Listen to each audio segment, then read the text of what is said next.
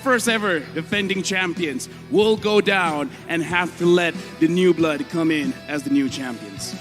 Ladies and gentlemen, tonight would not be possible without our sponsors. M4 is powered by Moonton, presented by TikTok, the official content partner, supported by Secret Lab, the official gaming chair, and Esports Charts, our analytical partner. Gank, our official merchandise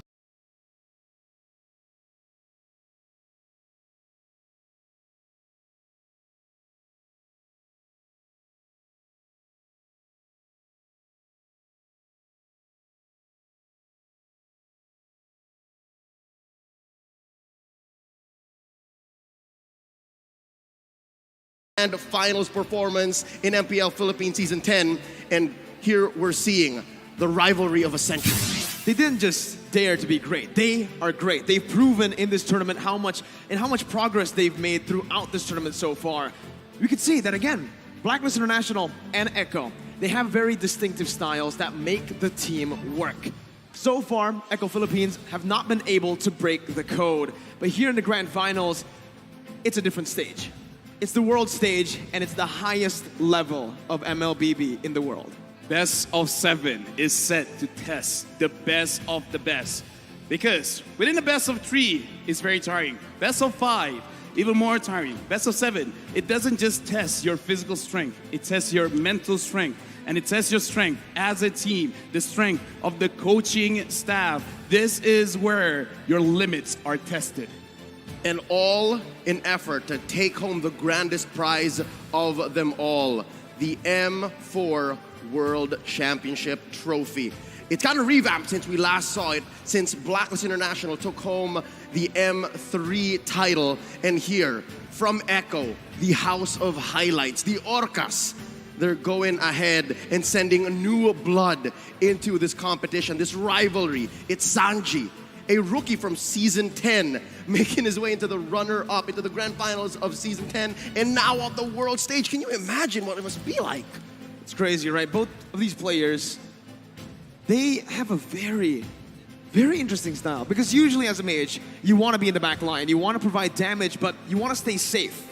These two, they don't know what safe is. Safe is everywhere, right? For them, it's in the front lines. Even in the middle of the team fight, they can create these spaces for them to deal them as much damage as possible, but also take none of the damage back. Here's the thing. I would say they dare to be great because they have the skills to outplay. And that's the thing. It's not that no one chases after them. It's not necessarily their positioning is the safest in the world. Everyone's after them. They put themselves in danger. And they have faced danger. And within the face of danger, they use their spells. They use like the Winter Truncheons. They use the immortality to make sure that not only do they stay alive, they get the kills, they get the objectives.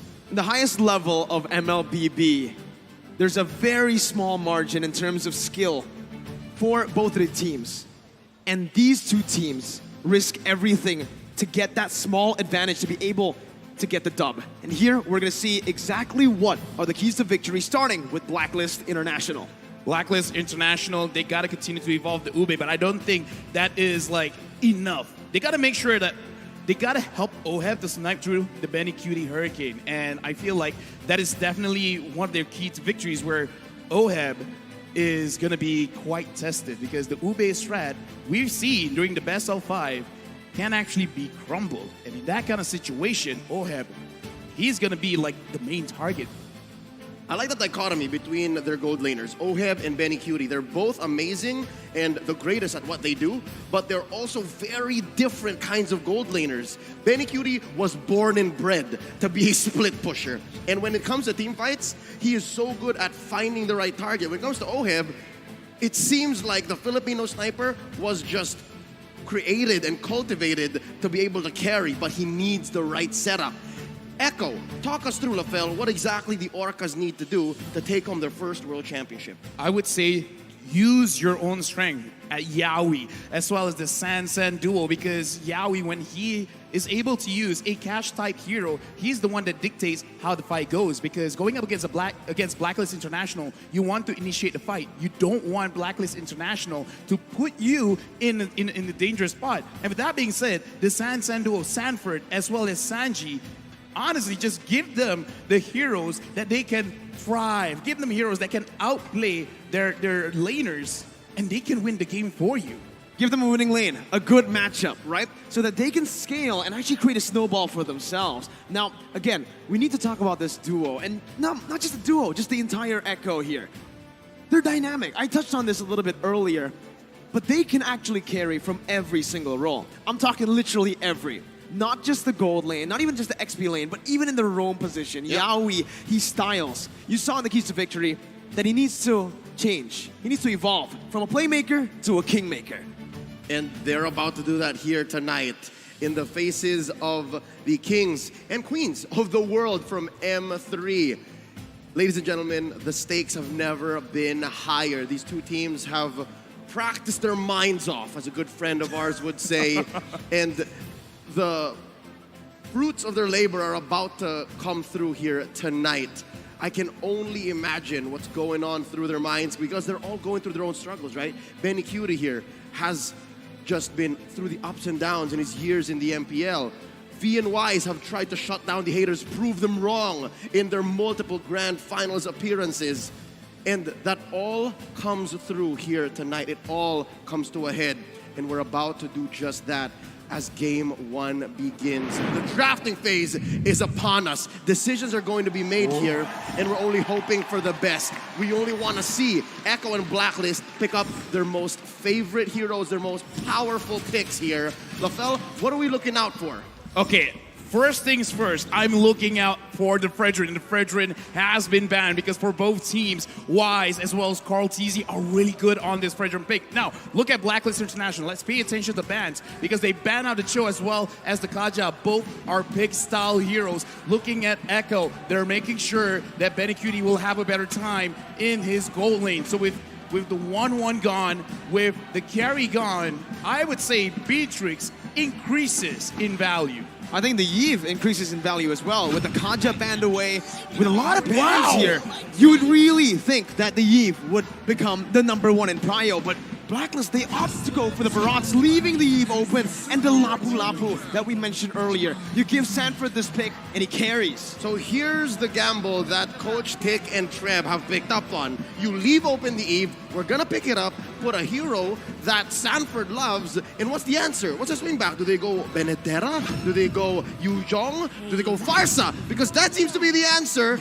And interesting, they're going for the Oheb Harith priority. We've seen this from Echo before. I like what you said, priority, because that's how you see where their mindset is at. Because we got to talk about the Barat's first pick, because that has to be your priority, and your priority pick dictates how you're going to move around the map. So in this game, they're putting a lot of weight onto Wise's shoulder to actually move the entire team forward. Now that they've seen the Lapu Lapu as well as the Eve, they understand that they want to set up a box. So we got to move around the box a lot. Haji, signature pick on the Farsa, and the Harvey, it's kind of like setting up. It's like, I don't care what kind of marksman you're going to pick.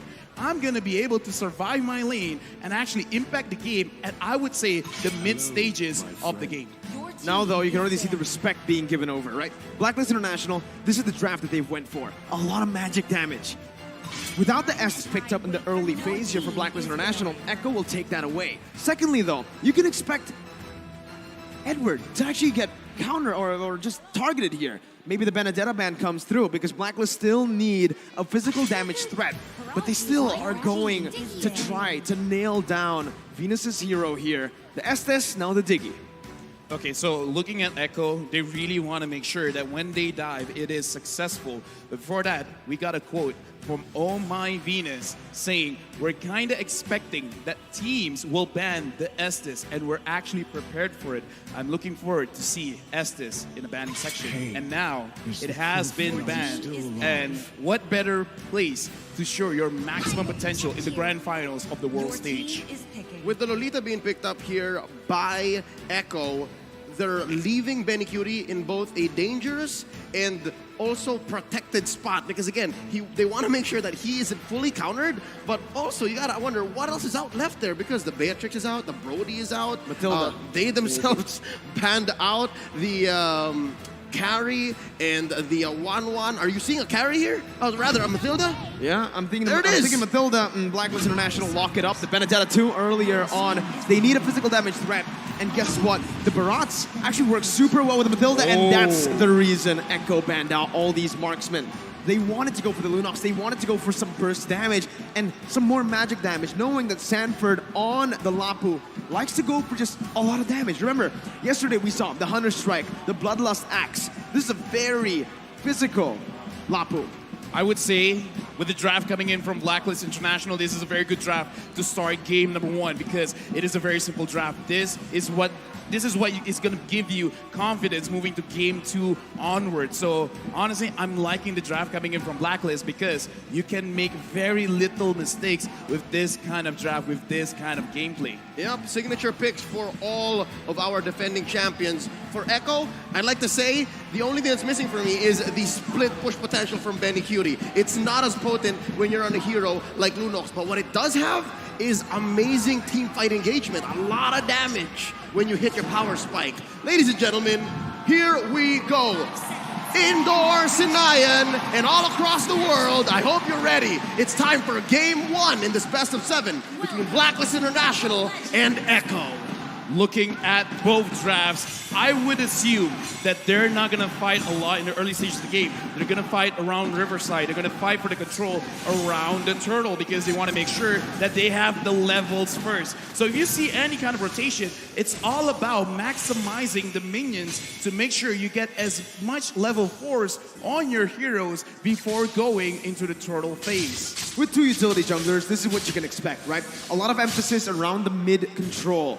Why? To control the neutral objectives like you mentioned earlier. Mid control plays such a huge impact in this game, and you can already see for both of the teams, Venus and Haji, Sanji and Yaoi, they're focusing a lot, putting a lot of resources down into that mid lane to create some more pressure, but still, it's BLACKLIST International who secure the Lethal Wanderer. Okay, so now, looking at BLACKLIST as well as Echo, not a lot of action will come true. I'm thinking they gotta find a way for Echo to get Yaoi onto level 4 because that is a very big ultimate to have in the turtle fight. It's coming up in roughly 36 seconds. So Echo as well as BLACKLIST International, both teams, we saw in the best of 5 before, they like to see what the opponent wants to do first. BLACKLIST is asking Echo, Echo is asking BLACKLIST. Now Yaoi, he might get engaged for a little bit. He does have the flicker here, pops the flicker just to escape. BLACKLIST International with a resource advantage before the first turtle spawns in 15 seconds. That's going to be BLACKLIST here, knowing that they can buy time, but up top, Benny! Benny, already caught low, flickered out of that. BLACKLIST International now with 2 advantages in terms of resource, and maybe even Oheb can rotate down below. Oh, but there's 3 members from Echo here. Sanji still clearing the wave. Carl TZ dashes on out. Sanford setting it up. Turtle less than half health. That's going to be the final blow by Edward. Carl TZ going to be stunned up, but has the heavy spin. It does not matter. It's the first blood picked up by Echo, but the turtle will be slain by BLACKLIST International. Killed or objective. Benny going to be slain in the gold lane. BLACKLIST strikes back, making it equal. 2 ults spent by BLACKLIST up top. Echo takes 2 down in the bottom, but they do get Turtle. I'm talking about BLACKLIST. Was that worth it, LaFell? I would say it's not that worth it because in my personal opinion, getting kills is very good because you can establish map pressure because what's the objective of getting the turtle? Sure, you want the gold, sure, you want the XP, but you want more control. Now, Edward going up against Sanford taking quite a bit of damage and Sanford's gonna get chased. Circling Eagle onto Sanford here. Haji does not have the air strike. Down some basic attacks coming in. Sanji not going to be here to help him in time. Sanford falls in the XP lane. The Festival of Blood lifesteal is just not enough at this level. 3 minutes in, and I'm not sure if there's enough. Yeah, no, none at all into the emblems. Many though, look at that. That's going to be the damage coming in. The Numinal Blast charged in, but knowing that Oheb has the Purify, they decide not to commit just yet. Yeah, looking at all of the emblems as well as the way that they're setting up, Sanford, his personal goal in this game is to get at least 3 kills. Once he has that 3 kills, he will maximize his emblem. My Venus getting poked out just a little bit. But now, looking at the map, if Echo could give those 3 kills over to Sanford, we can see Echo being a little bit more explosive. You can expect that Sanford's gonna look for it. He's gonna pressure Edward hard here. Sent him home just now because they want to time the way that this turtle goes. Again, we're 20 seconds away. Benny Cutie pressuring Oheb as well. Oh My Venus and Yawi playing footsies, making sure that their gold laner gets the advantage. The zoning coming in again, right? This is what we kind of expect in the gold lane matchup. Harith, once you get to level 4, isn't really going to be able to threaten the Lunox. And even in the XP lane, we saw that Edward was winning early on, but now that Sanford has gone that level 4, has gone a few items down, it's a bit tough for Benedetta. Oh, turtle already spawned. Carl Teasy spots out Haji. Sanford. Yeah, there's the RWM. Not going to be able to find anything else, though. The stun does connect with the Feather Airstrike connecting onto Sanford. The Petrify locks him down. Edward finds the pick up. BLACKLIST International now with a man advantage. Rotating around the turtle, circling Eagle onto Yawi. He's going to be able to find the stun. Carl Teasy jumping in. Newman Black charged in with the Flicker as well. Oheb with no Purify here. Doesn't use it just yet. Why still winning the Retribution battles at the top? This is on force. Now Yawi going to be able to dodge away for now. That's a lot of burst damage as Yawi will be slain by Edward. Echo losing out in the straight. BLACKLIST has amazing battlefield awareness. They knew exactly where every member of Echo was. They almost threatened orange steal from Carl Teasy, but they're not done. A stun and a knock-up. It's still Matilda Airlines here for BLACKLIST International.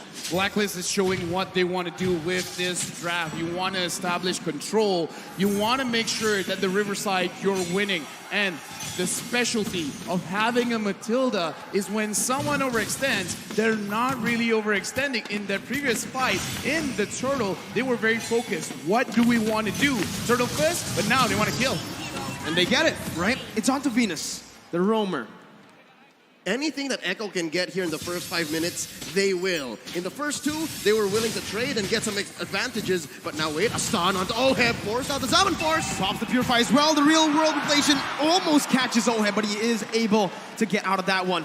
Haji rotating towards the gold lane with a Feather Airstrike to clear it out, protecting his tier 1 up top. This is difficult because we said for Echo, for them to win, they have to win the lanes. Here in the early game, not exactly the story because BLACKLIST now ahead maybe 1.5K. LaFell, what's going on? I would say it's not enough because BLACKLIST, they understand this as well. So as long as they delay, as long as they wait for Oheb to get 2 items, then it's basically they're already doing at least half of their win condition. So it's not about Echo not doing it. It's more about BLACKLIST saying this time and time again, we understand how your draft works, so we're just going to play around it. So even though, okay, so here's the thing.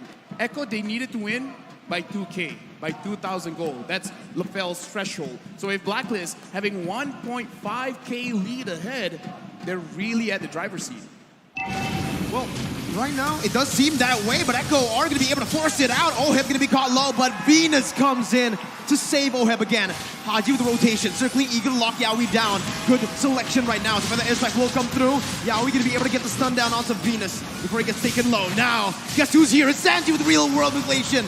Jumping in, but that you go. It's going to be the guiding win. Haji going to be slain though by Benny, who uses the chaos to take him down. Sanji still poking Venus down. Echo are looking to get the siege down onto the tier 1. Meanwhile, on the turtle side, Carl Teasy is going to be taken low with Sanford with the 2v2. That's going to be the bravest fighter popped into the back line right now. Is Carl Teasy going to be able to find it, and Wise is going to fall. Edward finding the stun onto 2 with the eye for an eye to dodge away from the CC. But still, Echo, they win out on that trade. Not just that trade, but on 2 fronts. They pushed up top, got a kill down bottom, and took the last turtle of the game. We got a lot here because, again, 500 goals, that's great, but Sanford having 1 kill. He has 1 stack on his emblem, and now looking at this, Carl Teasy, he's in too deep. He's looking for a steal here. He does get the orange buff, not punished enough by BLACKLIST International. Oheb and Haji falling in the gold lane once again. We spoke about this. Winning lanes is how Echo can get it done, and Benny, 3 kills on him right now. Finest example of caster curse. You start talking about it, you start questioning it, and it comes up almost immediately. Yawi with the Numinal Blast. Deathness welcome to cancel it out. That's the anti-CC coming in. As Sanji does the damage onto the tier 1. Bravest fighter by Sanford just to get out. Gets that anti-CC down, unstoppable. Meanwhile, BLACKLIST International trying to make their way up to the gold lane. Gonna be poked down by Benny as Carl Teasy sieging down that tier 2 in the gold lane. Carl Teasy gonna be careful here. Takes the turret down. Gets out with with relative ease. What a swing for the House of Highlights. Unbelievable. I can't believe that maybe 4 or 5 minutes ago we were talking about how BLACKLIST was ahead, possibly way past the LaFell threshold, but now it's Echo who's pushing it, 2.5K ahead.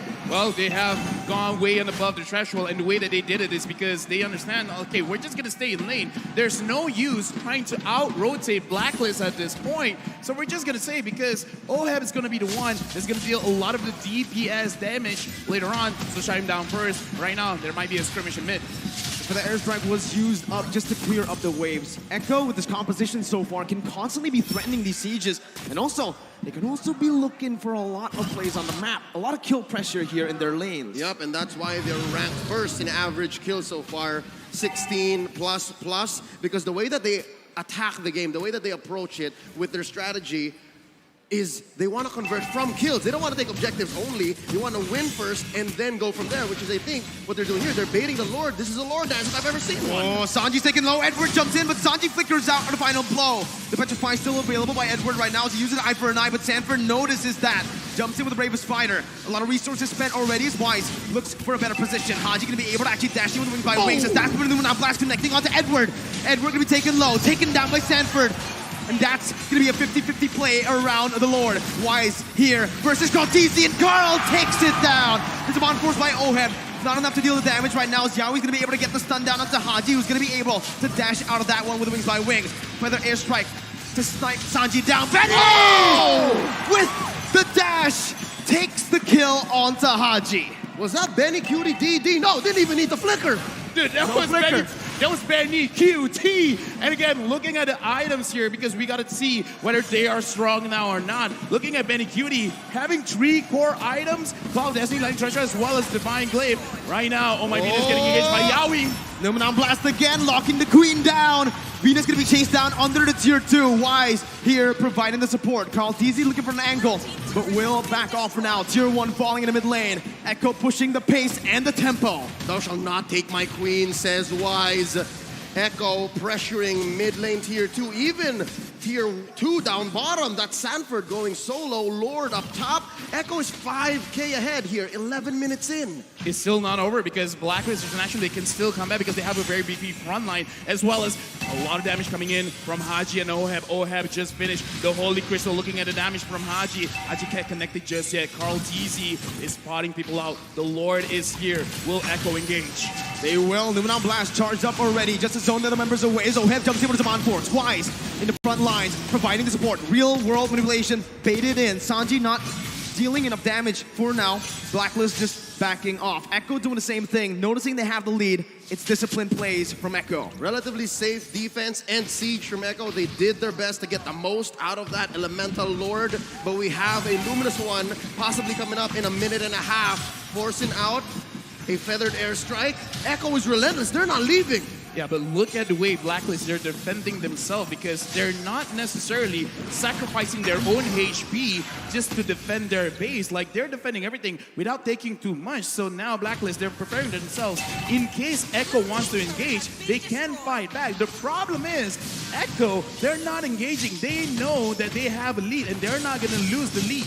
Looking at the items as well, oh, but before that, looks like everyone is just pulling everything out. Looking at Haji, he already has 2 main items. He's waiting for his own Holy Crystal. Once he has the Holy Crystal, the kill pressure is going to be a lot onto Echo. So right now, BLACKLIST, it looks like that's what they're waiting on. They're waiting for their carries to actually complete the items first.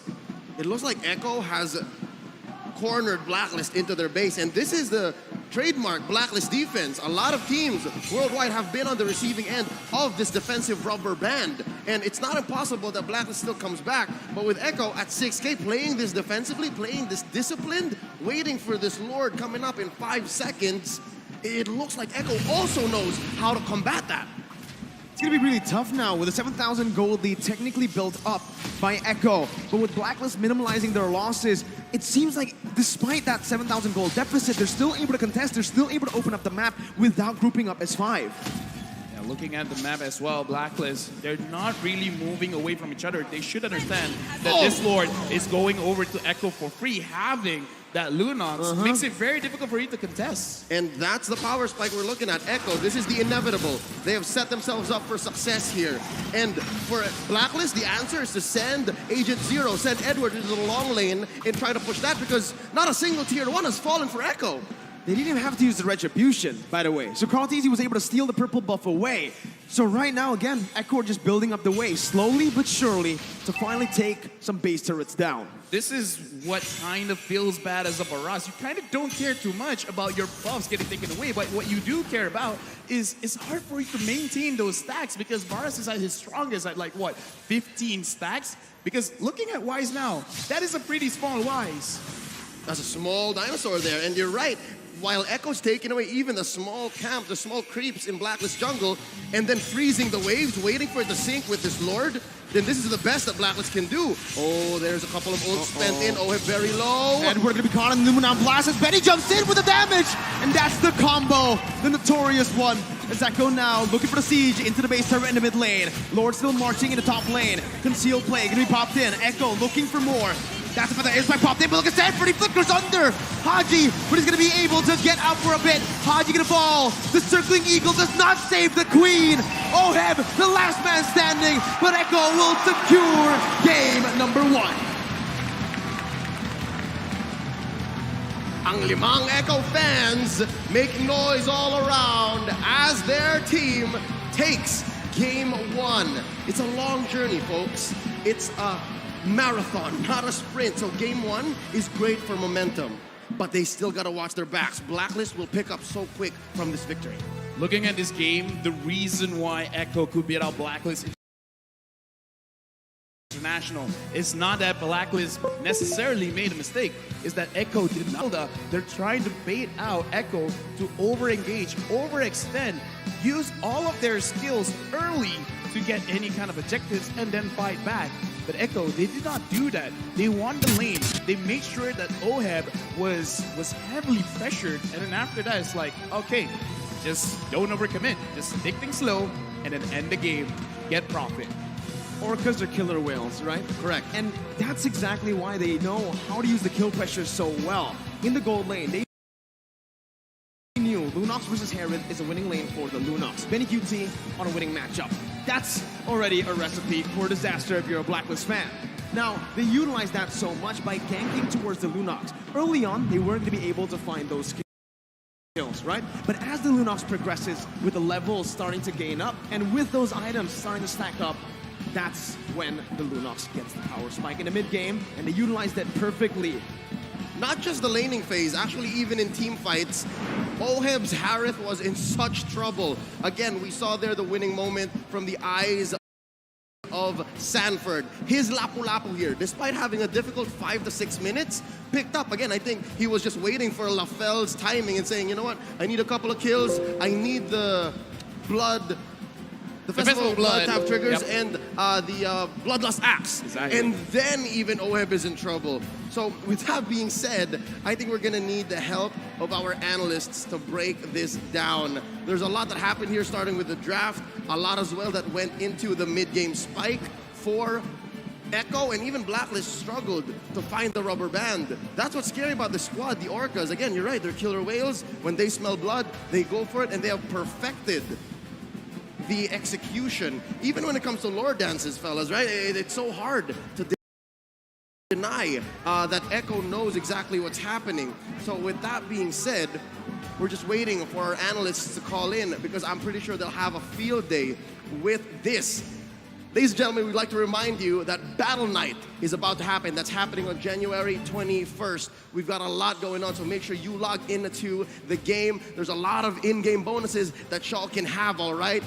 Extra BP, star protection points, free hero access, epic skins that come out that very night, so make sure y'all log in, all right? That's happening on January 21st. Let's all celebrate the M4 World Championships. Whoever takes it home, whether it be Echo or Blacks International, let's all celebrate and tell all of your friends. Now, folks, I think we've said enough here on the desk.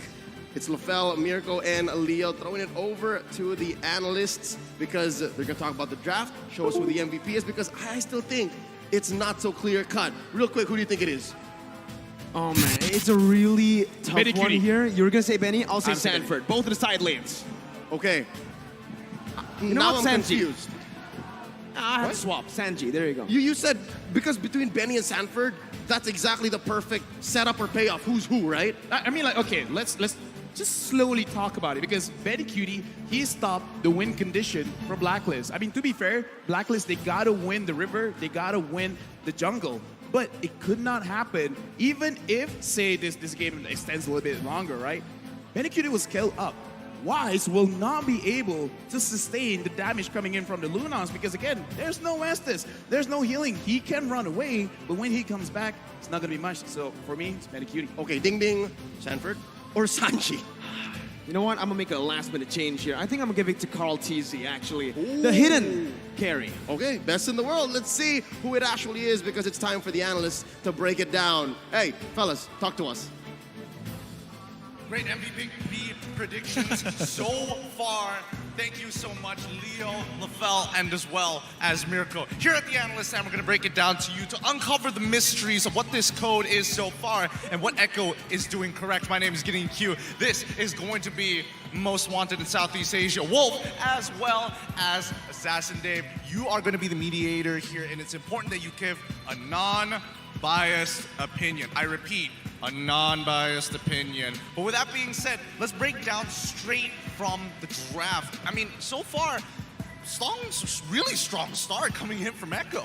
Now, I gotta say, I really like the Lolita come from Yaoi because every time you give this player anything that can initiate, that can set up a good team fight, this player will pop off. And you saw it in the last game, right?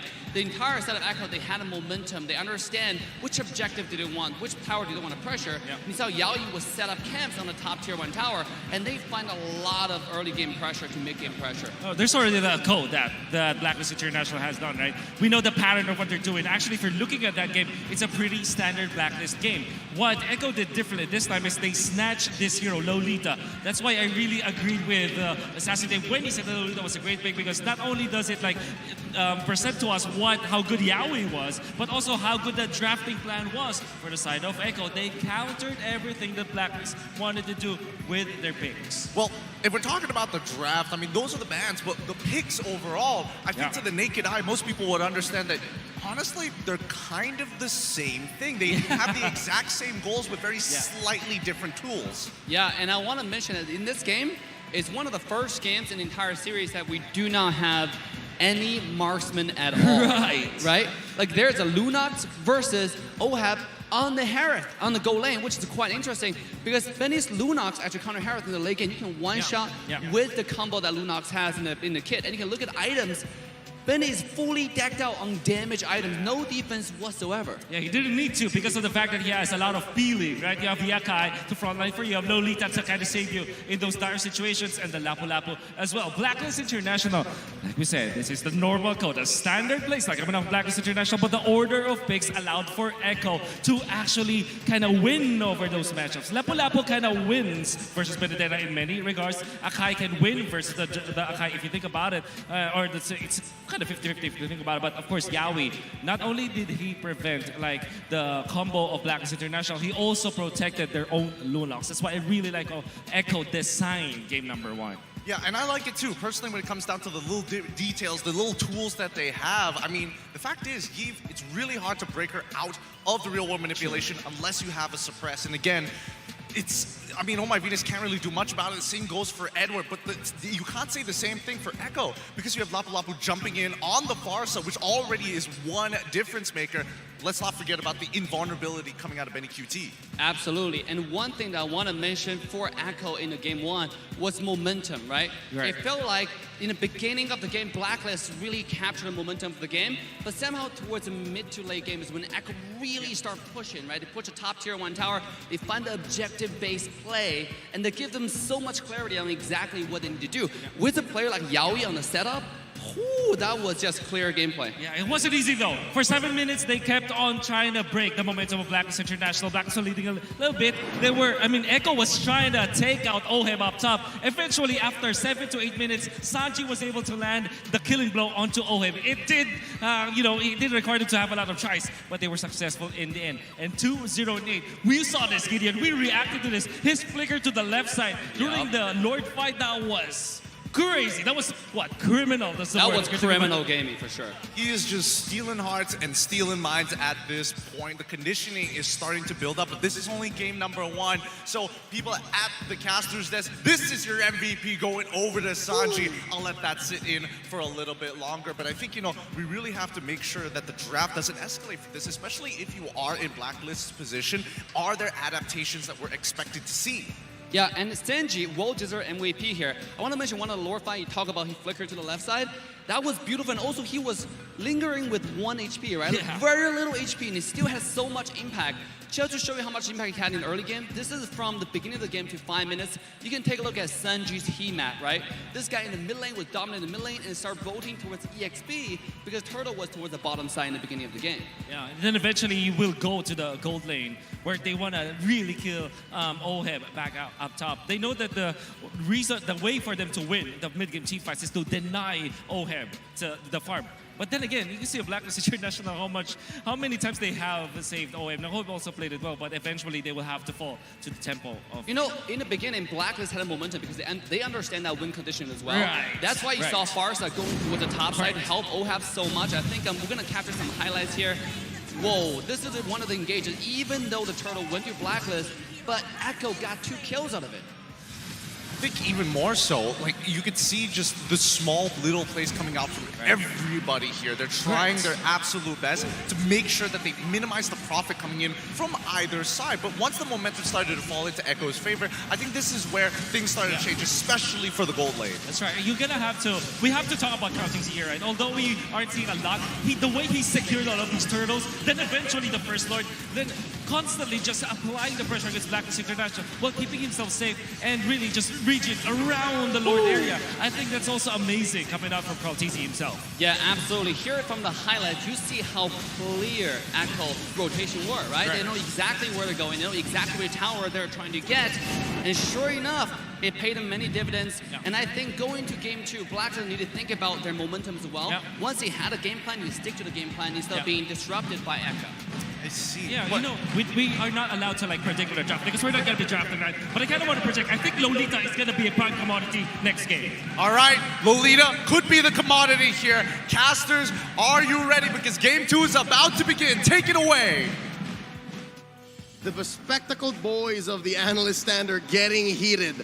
Who wouldn't, right? With a matchup like this, Blacklist International versus Echo with the Orcas drawing first blood. There's a huge case for everyone to be MVP, but yes, we had to take our hats off for Sanji there. Real quick, let me remind everybody about the M4 Battle Night goes live this January 21st. Expect loads of events and rewards up for grabs in-game. First off, complete battle tasks in the game on January 21st to get a skin choice chest. You can choose a skin you like the most from the chest. Aside from that, battle bonus awaits you on the same day. Play matches and you'll get team star protection for 3 matches, double star raising points, double protection points, double EXP, and double BP for 5 matches. We are not stopping there. 5 matches. Again, you gotta play them. Free access to all heroes and loads of epic skins will also be available that very day. Save the date, log into the game on January 21st. Enjoy the matches you play and win tons of rewards. Let's all celebrate the M4 championships together, including your friends. I'm on desk here with Mirko and Lafel. And again, it was mentioned earlier and they showed us everyone can carry from Echo. And that's why we had such a hard time predicting the MVP for game number 1, right? Because, sure, you said it was Benny. Benny did maybe close to the most damage onto the Barats, especially just melting him down. Sanji with very good zone, very good damage too. In the end, I said Carl Tizzy, right? Because the way they played in that team fight was every single member from the side of Echo had their own agenda, had their own tasks, right? They were going to dish out damage. Some of them are going to put Blacklist in a disarray where the front to back that Blacklist have drafted for themselves would not work. Meanwhile, Blacklist, they played for this one vision, one mission. And that's what gave Echo the upper hand. So now we got to look at the hero pick recap. And yeah, Sanji did a lot of damage. 59,000 damage. That is a lot. But yes, like you said, the way that they're moving around with this draft, I would say this is quite a difficult draft for you to play discipline at, because there's a lot of ways for you to start the fight. So you are tempted to actually start the fight. But the way that they're doing it is they completely understand we don't have to. As long as Blacklist are not here, are not present to protect their turrets, to protect their jungle, then we're just gonna focus on getting the objectives. Like we see Echo, they can play explosively, but it looks like for this game, they have very much matured. And I like that I said before, they learn fast, and they learn very fast. In this game, they're only doing what is necessary. Yep, in hindsight, given what Echo has employed, it's a clear box strategy. Again, you see it on the map. It's the Eve, and then you have the Akai who either pulls someone in or pushes them out. For Blacklist, I think they were put into a position, forced into a position wherein they had to break that box. If they couldn't, then they were on the back foot, and that's why Game 1 went to Echo. And I love the fact that in the early game, right, Echo, the way they played it was they're completely fine with actually throwing bodies at Blacklist International. Sure, here, have a frontliner, have another, because it's always just Yaoi and Carl Tizzy who actually gets taken down, right? With that, they give so much space to the other carries, the Sanji, the Sanford, and even Benny to pop off. And folks, with that being said, it's so important, again, to pay attention to the draft. You can't go into war without the right tools, the right equipment to win you those battles. Going into Game 2 here, it's about time we get into the draft. Lafel, what changes do you expect? I'm expecting a change in the way that they're drafting for OHEB, because even in their key to victories, you got to look at OHEB to really carry the game, and for him to have an easier time, he needs to make sure he wins the lane. Sometimes that does mean you're going to delay your hero a little bit, potentially getting banned out in the later stage of the game, but at least you have the information to know what's going on. And in fact, looking at the draft right now, we talked about it in the pre-show where Blacklist International, they do the best as a second pick. So for right now, in the first pick, they don't have the necessary information of what Echo wants to do. So, you know, it's one of those things that we don't talk about so much, but as a team, not having their preferred, I would say, side to pick and ban may actually hurt them as well. And that's exactly what's very interesting here, right? Because Echo, they do better in the first pick position. Now they're actually popping off on the red side of the map, second pick. Meanwhile, for Blacklist, like you mentioned, they do enjoy being the second pick a bit more. We saw from the statistics earlier on, 72% win rate. But here, you can see the adjustment also made by Echo. In Game number 1, they banned out the Estes in the second phase of draft. Now, they're prioritizing it here, but they're leaving out a hero. Open. Blacklist did this. They banned it. Frederick. And now, this just shows the priorities that Blacklist have. Being here in blue side, having that one pick is so powerful because you get to build the lineup around it. And the answer by Echo is a Farsa and a glue. The glue, more of a hero that we don't ever see. And given that the Fredrin was the focus for Blacklist, now Echo have, again, solid choices for drawing that box. My question is, because they're picking up the glue, are they like trying to bait Blacklist International to picking up the Faramis? Because the Faramis is one of the counters for glue, but it looks like they're not going to bite. They're just going to take the Valentina. Nope. And this shuts down a lot of playmaking ultimates, just like the Grok with his wild charge. But before we go even further, this is a quote by Tic Tac. Their chemistry is really solid since they have been together for a long time. It's so hard to cut them down. This is the hardest part in fighting Blacklist International. And I completely agree, Coach Tick. They have been together even before they won the World Championship. Yep. And now a year has passed and they're still here. They're still making a claim for that trophy that we're all looking at the center of the stage. Going into the second phase, Echo bans out XP lane choices because, again, Sanford's happy with the glue. They go ahead and ban out the Lapu Lapu. I just gotta say, there's an odd absence of joy. Yeah, the joy here not really going to be prioritized by any of the teams in the first phase. Heck, we might even, actually see it ignored completely in the draft for game number 2. Joy is a bit of a gimmick hero. That's what I call her, right? Because it's all about just distracting the enemy team. Anyways, though, I do want to talk a little bit about this XP lane or just Blacklist International's draft, because in a lot of their drafts here, we usually see that Fredrin is used as a flex pick. Not for Blacklist, though. every single time the Fredrin is picked up by Blacklist, well, not every single time, but 90% of the time, it's jungle, right? Yeah. They always want a playmaker on Edward. That's the reason you're still seeing that Lapu ban here, the respect being given out, and also the Claude ban. They want to get rid of a hero that can blink out of the Detonus Welcome, can blink out of the real pure engage from the glue, and even from the poke that's coming in from the Farsa. But I still like the way that Blacklist are drafting because we've discussed that the way that they're going to win is through OHEB as well as Edward. So now that they've seen at least 80% of the draft coming in from Echo, now they should have enough information to really understand what kind of heroes they should get, because if OHEB and Edward loses lane, they're going to lose priority in the jungle or the riverside, and that's really going to impact how Blacklist plays. So these last two picks will really impact, because at least now they've seen the Brody. What do you want to use against the Brody? They still need to put Matrix? yes, but they also still need to put a hero on Agent Zero, and that might be the key. Benedetta's still open here, but it looks like Echo has an answer. Oh, nope, there you go. We mentioned the Joy. And they left it ultimately, open. It's the Franco from Yaoi too. I love it, right? Again, we mentioned about the Joy. More of a distraction than a prio pick, right? Yes. But it is a good pick here. Noticing that Blacklist International, they're going to have that back line really targeted down by Echo. So what the Joy is going to do here is to create space by being that annoying hero in the enemy back line.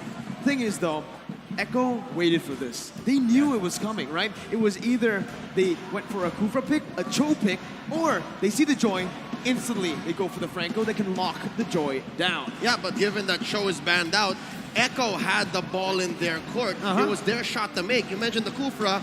Yaoi had a lot of Crazy games on the Kufra. chance to play that, but instead they go for the Franco. You know, a game lost be damned, but we don't care about it going into the Valentina. We don't care if Haji gets it. And looking at it, is it going to the hands of Valentina? Yes, of course, yes, Haji, because again, there's a Fredrin. That's definitely Wise's hero. Yeah, I'm just going to say we're going into game number 2. Blacklist International going up against Echo. And what I wanted to say was that Echo picked up the most banned hero of Blacklist International. They keep banning out this Franco. So now Franco in the hands of Echo. This might be a bad game for Blacklist. Yep, and the reason why is because it breaks the Ube. You don't get to engage on your terms. And in the hands of the playmaker, Yaoi, it's going to be a great way to, again, either set up a box that Blacklist is not comfortable with, or break whatever Blacklist is trying to do.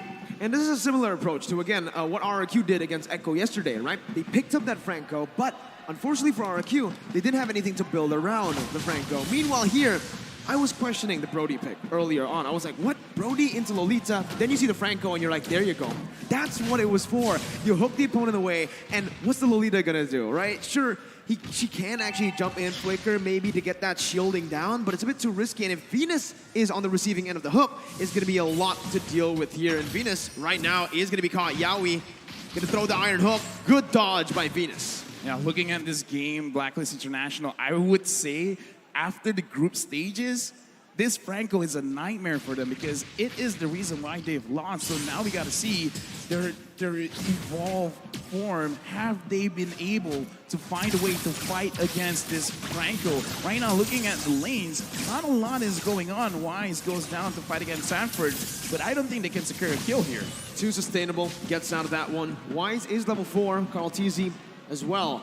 Both of these junglers clearing very, very fast. In the end, it's Hachi who actually steals the gold buff away. Yep, looking at a potential 3v3, 4v4 down bottom as they both jockey for position, finding a good pull for this Lord. And it looks like Echo is the one first on the scene. Carl TZ whacking away. Oh, there's a ult! Yeah, Sanford zoning very, very well here with a split as well. Bringing Wise away. Numenov Blast gonna be charged in. On to Carl TZ, but no! It's Yaoi who finds the iron hook, and Carl TZ finds the retribution. Edward on the back line. That's a stolen for the airstrike as the Bloody Hunt comes down onto Edward to lock him down. Sanford finding Wise, the flicker over. Edward picking up another. It's a 2-for-1 right now. Echo still equal though in terms of the trade because they secured the turtle. I like how Blacklist played that fight just now because even though they were focusing on the turtle, they kind of understood that it's not 100%. It's not even 50-50. It was kind of a 60-40 at that point. So they tried to find the alternate win condition around the turtle, which is try to get a little bit more kills. So they were willing to expand a lot of their resources there. Looking at the items right now,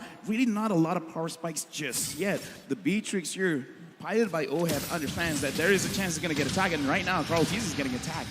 He is the frontliner though, so he's happy taking that damage in. Haji is gonna be the one losing a whole lot of HP from Sanji. Venus does too, and now that mid control is for Echo. And you're seeing here the difference between Haji and Sanji, a Valentina and a Farsa.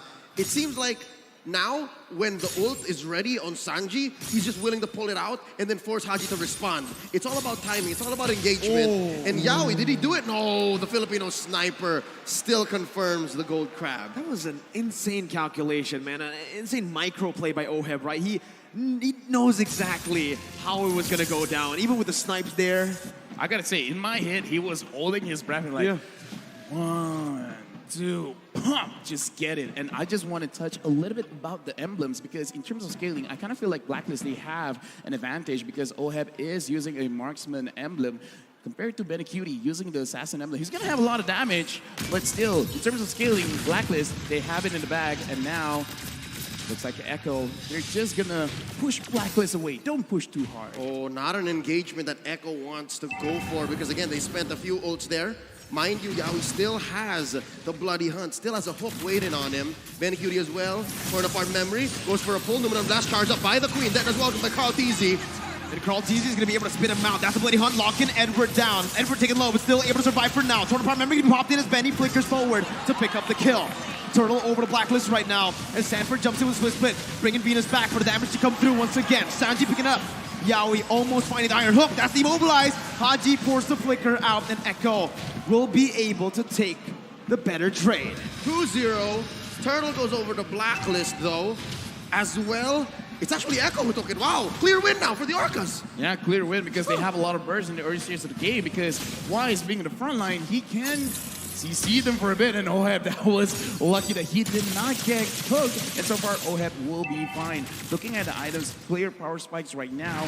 Looking at Edward, he's not going to be tanking a lot, but he can do a lot of damage because of the Genius Wand, so as long as he can prolong the fight, he can really help himself out, as well as Haji. Speaking of which, Haji is using a scale kind of itemization, so he's not going to be too strong right now, but I would say in 8 minutes, he's really gonna power through Echo. Yeah, and honestly, I do really want to talk about how Blacklist International are negating the bully potential from the Brody, right? Because earlier we saw the lane frozen by Benny Cutie in that lane. Wise instantly stopped by into the gold lane, even risking his life just to help OHEB clear it out. And this is what's gonna get Blacklist to that item power spike for OHEB in the gold lane. The Beatrix has been farming very well, considering that he is in the losing matchup up against that Brody. Yep, and we're just waiting for that to flourish. We're just waiting for that to get the payoff. Bottom lane, though, you see the XP laner just leaving constantly. Very good wave clear from both the Joy and the Blue. Out the pull on Wise! The Iron Hook, and that's going to be Bloody Hunt. Chained in, but that's just welcome as Edward jumps in with a lot of damage coming down. Sanji with the wings by wings, getting out. Numinum Blast, and for the airstrike stolen away by Haji with the IMU. Bennett's Rage, able to find the kill onto Sanford. Carl Teasy going to be gunned down. That's the Iron Hook to provide the peel necessary for Carl Teasy. It's a 1-for-1. The XP lane traded it for the jungler. Wait, look at Benny Cutie, Benny Cutie. Oh, watch out, Benny from the back line. OHEB hasn't spotted him yet. We're going for the turtle. There's the pull. Yaoi as well. Look at this. Prime positioning from the Echo squad. Oh, he's revealed. There's the hook. Yaoi missed it. Gonna be stunned up. Venus actually onto the turtle. Carl Teasy with a quarter of his HP bar. Oh, that's the feather airstrike prematurely popped in. Sanji's gonna be zoned away now, but Benny, again, this is the man that we're gonna be looking at. Wise, gonna be hooked down. That's the moment for Benny to jump in. That's the damage coming through the turn around memory as well. To take the turtle and to take OHEB. Carl Teasy with a deathless welcome. Not gonna be able to find it just yet. Sanford onto Venus, bringing him back. Numinum Blast gonna be popped in, but it's not gonna be able to get charged all the way. Edward, stunned up, suppressed. Bloody Hunt popped in. Yaoi gonna fall to the hands of Edward as Sanford still wants to keep on going. Sanji rotating back into the mid lane. Wise gonna be brought back. It's a pause here in the 7th minute of the game. Messy engagement, and the payoff was just about to come up. Benny Cutie able to hide in that bush, put a few marks on several members of BLACKLIST International, plus on the turtle, which allows Echo to pummel on through forward, but you can't discount the fact that BLACKLIST played that very well as well. Yeah, BLACKLIST played it very well, but again, Benny Cutie just understanding the situation, not understanding like just his hero, just BLACKLIST hero, but he's like, okay. Because I kind of feel like a lot of people looking at that situation, Oheb was kind of isolated by his team. It was prime position to just stun him up, get some stacks in, and then just kill him off just like that. But he's like, no, I'm going to wait, SA. I'm going to make sure everyone is close enough. He gets into turret range. He can get stacks onto a lot of people and get maximum value from his ult. And that's what he did. He got maximum value from his ult. And again, there's a very thin line between, I guess, a mistake and being loco, right? That was pretty loco. We were so close for it to being a mistake, but the fact that Benny's still alive now, at the cost of Carl Teasy's life, it allowed for it to be loco. And it comes down to trigger discipline, right? The fact that he was in the bush for so long, even Yaoi is spotted, and he still stuck. He was like, And okay, no one checked the bush I'm as well. committing, bro. I'm committing. And he committed, right? Because Yaoi was spawned out already, they were like, no way. There's no way a Brody is waiting in that bush. Yep. It turns out, that's how Benny plays, buddy. No way a marksman will flank, right? I mean, that's Yeah, like have you an met assassin Benny? kind of thing. Yeah, Benny's an assassin sometimes. You can kind of say he's an assassin because of the way he plays these marksmen. He flickers forward, he looks for flanks, and here, we're going to see the player head-to-head. Never let them know your next move. That's what Benny did. Never let them know your next move. And that's what makes him a force of nature. That's what makes him the storm. He just comes up. And here, leading these two players, the gold laners, are these roamers, all right? Yaoi, the playmaker, and his idol, Mumshu, oh my Venus. Again, they're two different kinds of roamers, two different kind of team captains, but the way that they lead their teams are just perfect for their playstyle. We've seen it, right? Again, Yaoi with more flashy heroes. But for Venus, it's time to enable. But here, we're going to be put in right into the team fight. Echo with... Actually, it's a pretty good trade now that I see it for BLACKLIST. Benny Not died. that bad. Yeah. Benny actually fell. But the airstrike, though, from Sanji in the mid lane, making it in favor of Echo. All right, something transpired in between the time we resumed and paused in. But for now, real quick, folks, BLACKLIST forcing out a push up top. Buff still secured per side, and we're looking at a possible kill on Edward. Nope. That's Edward for you. Gets out in relative ease again, right? Echo trying pressure, but now it's just for BLACKLIST International to punish in the goal, well, in the other side of the map, which is going to be the XP lane. They even tried to deny as much as possible from Benny, forced to use a torn apart memory to get those last hits. This is the world stage, so I'm allowed to be a little bit more critical looking at the way that the game is transpiring. We just spoke about this. Yaoi versus Venus, and Yaoi is going to be able to find that iron hook. Connecting onto Wise, bringing it back under the tier 1, and that's everyone collapsing. Benny with a torn apart memory back up on that cooldown is going to be able to secure it. Feather airstrike now on to Haji and Oheb. Haji going to be stunned up, has the feather airstrike, but both teams disengage. King and the Queen in a flash goes out. I mean, Edward able to make the most of a bad situation, but LaFell, what does this mean? First of all, I just want to say I'm so glad I was interrupted because I was about to say BLACKLIST was actually looking pretty good because Oheb is going to scale up and Yaoi's not hitting the hooks, but never mind. Yaoi got a very crucial hook, and the thing is, this is the time where Benny Cutie, I would say, is almost at his max because he already has his Blade of Despair as well as the Fury Hammer. Enough penetration, enough raw damage. This is the time you force the fight. This is not about waiting. If you see an opportunity, just go for it. And it looks like BLACKLIST has already found their window. Haji pulling out Sanford, Carl Teasy losing the pull battle against Wise. BLACKLIST have a small favorable position over the Lord. It's closer to the south, closer to Wise. If they spot on Levinas, Yaoi throws out a hook. And the Lord dance continues. It's a very slow Lord dance. It's a macro Yawi-centric play here. Mid-control. Steel fought for, and that's concealed though. Yawi gonna be able to find Haji with Bloody Hunt as well. That's the damage coming through, and a turn apart memory finds its mark. The Venom's Rage to follow it through. Yawi gonna be taken down. Sanford jumps in with split. Venus put him on blast, stunning him up right now. Skalteezy gonna be taunted up. Kind of airstrike to the back line. Oh, it's gonna be spot caught. Wise now with the Appraiser's Wrath. Still able to sustain for a bit, and Sanford still on that split. He jumps back away. Venus taken low. That's gonna be Benny dealing out of damage. Now with the turn apart memory. Benny QT with a flicker forward again. Styling on Blacklist International. That team fight could not have been better for Echo. 4 down, no clap back from Blacklist, and Echo now making a beeline straight for this Elemental Lord. Okay, now Edward coming in, not gonna be able to steal. But yeah, in this game, objectives are important. And Sanford, he's gonna get chased, will actually get down. Yawi stops the progression of Edward. And as I'm saying, objectives are very important, but it doesn't have to be the turrets. It doesn't have to be the Lord kills our objectives as well. And again, Echo, their draft, they have a lot of big potential. So they're really using their draft to define us. I like the way that they approached it. Don't fight the Lord. Kill them first. And they did. They found bodies, pushed them all the way behind tier 2 down bottom. And it's putting on my Venus, who just hit the ranked first one, average assist 10.4 per game here in M4, into a weird position. When do I use Numenor Blast? When do I protect my teammates? When do I find a proactive spot, a window for us to clap back? And it's looking harder and harder by the minute. Echo pushes mid tier 1, and now they're threatening tier 2 as well. Watch Sanji, he's concealed. Yeah, and he pops in the Feather Airstrike, zoning Oheb away as Edward jumps in closer. Sanji with Wings by Wings, getting out. Feather Airstrike being popped, Sanji flickers out. Skalteezy finding the death to this welcome onto Wise, gonna be stunned up again. No, blast out from Venus out of nowhere. Sanford still in the front lines. Benny QT dealing with damage right now as Edward's gonna be able to jump into the back line, but the Bloody Hunt catches Edward, and a torn apart memory silences him, takes him down. Sanji with Wings by Wings. Oheb gonna be taken low, forced to flicker out by Yawi, and Sanford flicker forward. Now Echo still on the march with the Feather Airstrike taking Venus down. Haji is all alone, terrifying Yawi. Still able to survive with the Iron Hook. Connects again, and Echo have wiped out Blacklist International.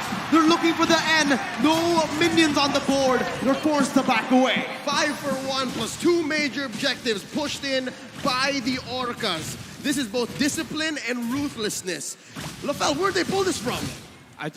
First of all, I gotta say, there's a reason why Franco is the most banned hero for Blacklist International. I kind of feel like going to the next game, it has to be put into contention. Now, Blacklist, how this really happens is because Echo always finds a way to actually dish out damage onto Oheb, because every single fight, look at where Oheb is positioning. It's not that he's positioning bad, it's just that he has to constantly run away. He has to run away from Benny Cutie. He has to run away from Sanji, from Sanford, from Yawi. There's so many ways he can get caught, and it's so hard to micromanage all of it, especially when Echo, the way that they attack, sometimes Oheb doesn't see it coming.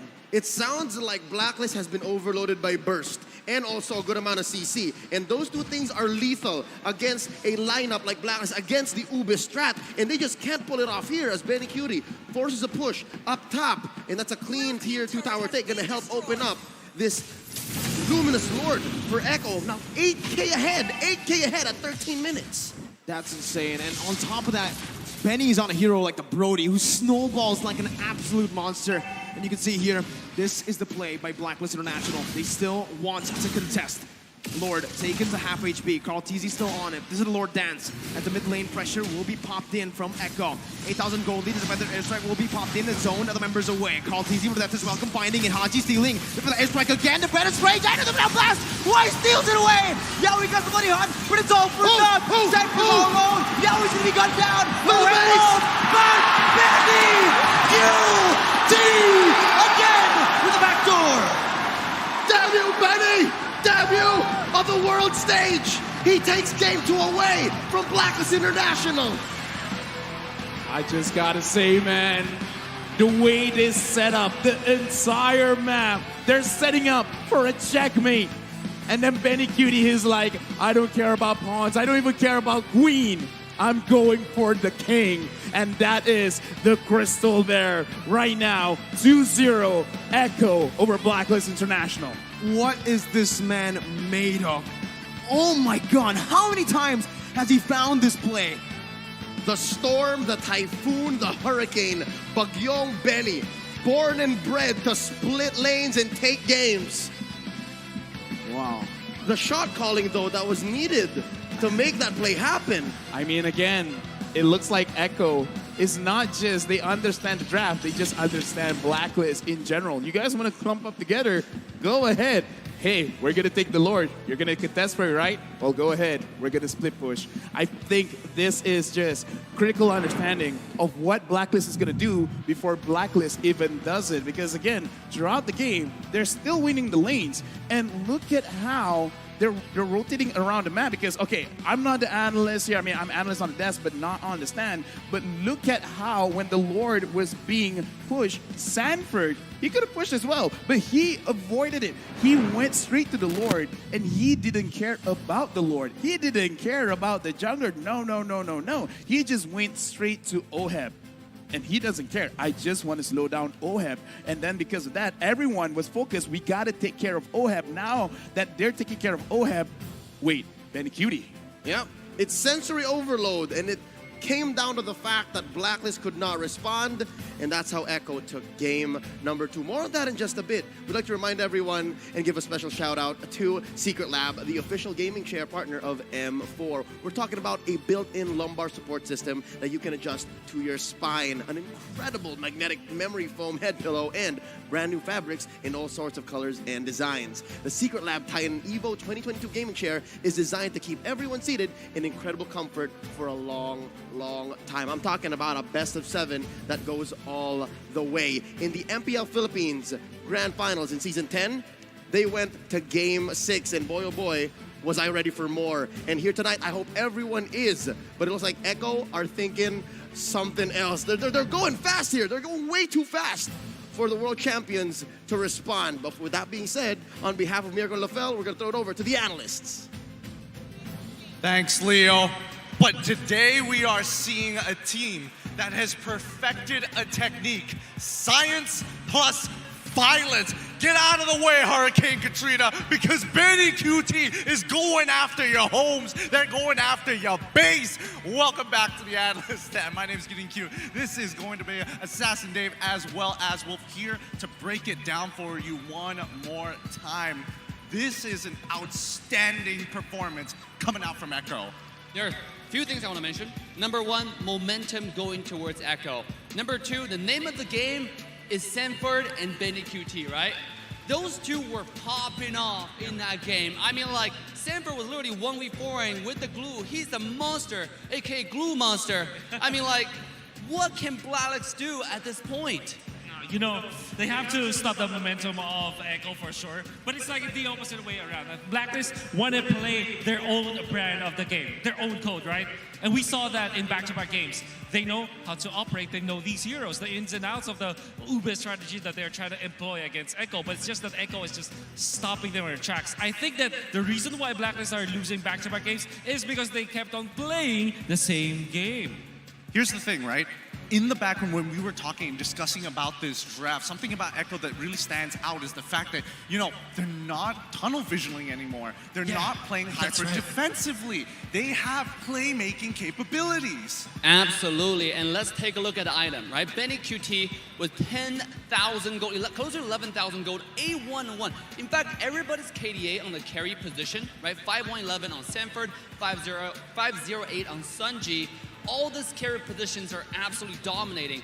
Now, I'm interested to find out the MVP later on once we get there, because I think even though we got so much farm, so much resource to Benny, it's actually Sanford who set up the play for the teammates. Okay, now we're going to be jumping over to the post stats here, and I'm really interested to see the overall team fight participation. Ooh. Edward having 100%, but the control from Echo. Like, imagine Edward being part of every single one of these fights, and yet Echo, not one of them, not even 100%. They are dividing and conquering so well. Yeah, and you know, you talked about how Sanford was instrumental in this, playmaking potential, right, from coming up from Gideon. Totally agree with you guys, because I think that Echo, their shot selection in this game, particularly internal fights, was amazing, was on point. Sanford knows who to jump onto. Even he chooses sometimes Oh My Venus, sometimes it's going to be Wise. It depends on the situation, what the situation calls for, so that Echo will win those turtle fights.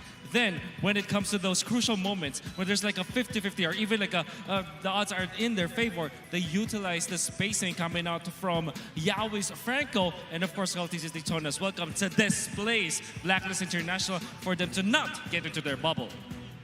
Absolutely, right? Sanford on the glue monster was insane. He has pinpoint accuracy. You're absolutely on point on that. He knows exactly which person to carry away, right? In objective, in turtle fights, and also in lore fights. Sometimes to get to the back line. I remember this one time when Benny Cutie flickered in for the ultimate for 200 par memory, get a double kill, and that was all set up by Sanford. Yeah. He was literally 1v4ing, taking all the damage and staying alive. Personally, for me, I don't know what the communications coming in from Echo is going to sound like, but I can't wait for them to drop it. But let's have a look at the MVP of this game, Benny QT. Domination, and more importantly, nobody escapes this hurricane. And I think that it is now safe for me to say, for all over the world, that he is now the holder of the gold standard, gold lane standard. The way he positions himself is amazing to look at. It's Thanks. textbook, right? If you want to learn how to utilize and position a marksman, do look at Benny Cutie's games because of how he's able to just win the matchups in the laning stage. Eventually, team fights, his timing with the flicker and the ultimate was phenomenal. Yeah, and one thing I want to point out about Benny in this game, he put out the very characteristic and very special Echo-style split push, right? The marksman split push in the late game. Just when you think, okay, the Brody has to be in the team fight. I mean, it's a marksman, that's the most damage source, he got the most farm, he has to be here. And the next thing you know, your base is gone. This guy has 45% kill participation only, and yet he's the win condition, right, for the team. All right, let's sniff out a little bit of how Benny QT actually plays the way he does, how he positions himself with the heat map from 5 to 10 minutes here. He's supposed to be the cleanup crew for the rest of the squad. Walk me through this here. All right, so he started with a top lane, right? But at 5 minutes, where the turtle is gonna respond, a second turtle of the game, he was there. Look at him. Look at that bush. This between the purple buff and the turtle. He stayed for that for a long time, then found an opening during the turtle fight, take out Ohib. That was a great play. Look back at that play. Afterwards, though, he went to the XP lane. He knows that the golden is already done for. All they need to do is to get more influence in the other part of the map so that they can set up for the next turtle. I mean, so far this game has been looking super dominating here. And if we look at the MVP highlights overall, Look at that play. when does Blacklist actually, try and come back if you were in their position? Benny QT he's like assassin marksman player. Yeah. You know, like he's always behind you on the side of you. Oh, this is a beautiful play by the entire side of Echo. He started off with a hook flicker from Yaoi, and then the ultimate, beautiful ultimate from Faraz the dinosaur. It just shut down the V-Vice combo, right, from the side of Blacklist. And take a look at the bottom side. This is where Semper set up the play. And Benny QT flickered and finished off the kill, the executioner. I want to see the split push in the end. I think that highlight was just so good. How does this guy just quietly and sneakily go into your base and take everything? Well, I think a lot of it has to do with just Here we the go. way he kind of positions himself. And more importantly so, Echo has a huge priority on where Haji is. They expect Wise to be in a certain position. They expect Oheb and Venus to be in another position. But more importantly so, they needed to ensure that the playmakers, Oh My Venus and as well as Haji, they need to know their position before they make a decision. And Blacklist International kind of plays what you said, plays the same game. They're very good at it. I'm not saying that they're bad at it or that it is a mistake for them to keep on doing it because that's their winning formula. But it feels like in games number 1 and 2, Echo just read through that, knows the steps that they're going through, and then counted them every step of the way. They broke the code. There has to be a little bit of a curveball for Blacklist come game 3. They broke the code. What can I say? Wait, it's not Have to relax, bro. over. You have to relax. It's not over just yet. It's a best of 7, but let's see what Marikar are up to. It feels like in a land all down with all of the heroes and the players, important player, we have Dlar and Marky. Halo Dlar, apa kabar? Baik. Baik. Coba dong disapa dulu pakai bahasa Indonesia dong. Indonesian words. Bisa Bisa dong, tapi masih sedikit. Oh, he can do, but only a little bit. Okay, sample. Ako udah makanta di. Oh, what does that mean? That means he have it done. Okay, what can you say in bahasa? Ako makan nakdi. Oh, translate, Dilar. Translate.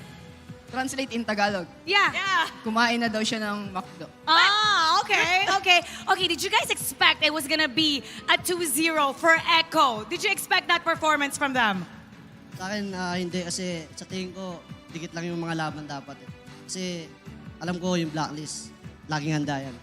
Okay, he wasn't expecting it because the games are too close and he knows that Blacklists are always prepared. Dilar. Sa akin naman ina-expect na unang aabante yung Echo. Kasi meron silang momentum, galing silang lower bracket eh. Oh, you expected Echo to advance because they have the momentum because they're coming from the lower bracket? Okay, now, Dilar, you've been with V-Wise for 4 seasons. Even before MPL, you're with them. If you can give us an inside scoop because you know V-Wise really well, how do you think they're reacting right now with 0-2? What's going through their mind? And usually, what do they say and do when they're backstage? Tingin ko dito nagagana si Venus eh. Kasi sobrang galing niya sa gantong parte. Kung paano mag-adjust, tapos pag lumamang yung kalaban, alam niya kung paano babaliktarin yung laban. He thinks this is Venus' strength. This is what he's really good at. When they're down, he knows how to flip it around and use it against their opponent. So what gonna do? What are they gonna do for What are the they gonna do? next match? For the next game? Marky, what should they do? Marky, Bigatron. Sa tingin ko, ilalabas na nila yung mga tinatago nilang bala eh. Oh. Marami pa silang papakita dyan. Alam ko. He knows that they're gonna be showing a lot and they're gonna take out their hidden bullets, their hidden cards, their hidden ace. How hard is it? You know this, as a player, how hard is it to bounce back from a 0-2? How difficult? Tingin ko depende talaga sa mentality ng player. Kung gaano sila kalakas mentally, ganun. Kapag ganito yung laban, especially pag best of 7. It depends on the mentality of the players, how they're prepared mentally, especially in a best of 7. But do you have any prediction for this match, this grand final match, Marky and Dilar? Prediction? Guwa, still blacklist. Blacklist? Score?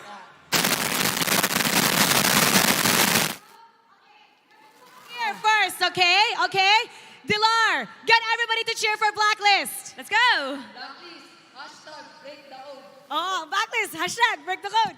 Ang cute mo. Okay, for you. Echo loud, echo proud. Pinas lang malakas, let's go. Echo loud, echo proud. Pinas lang malakas. Let's go. Let's go, casters.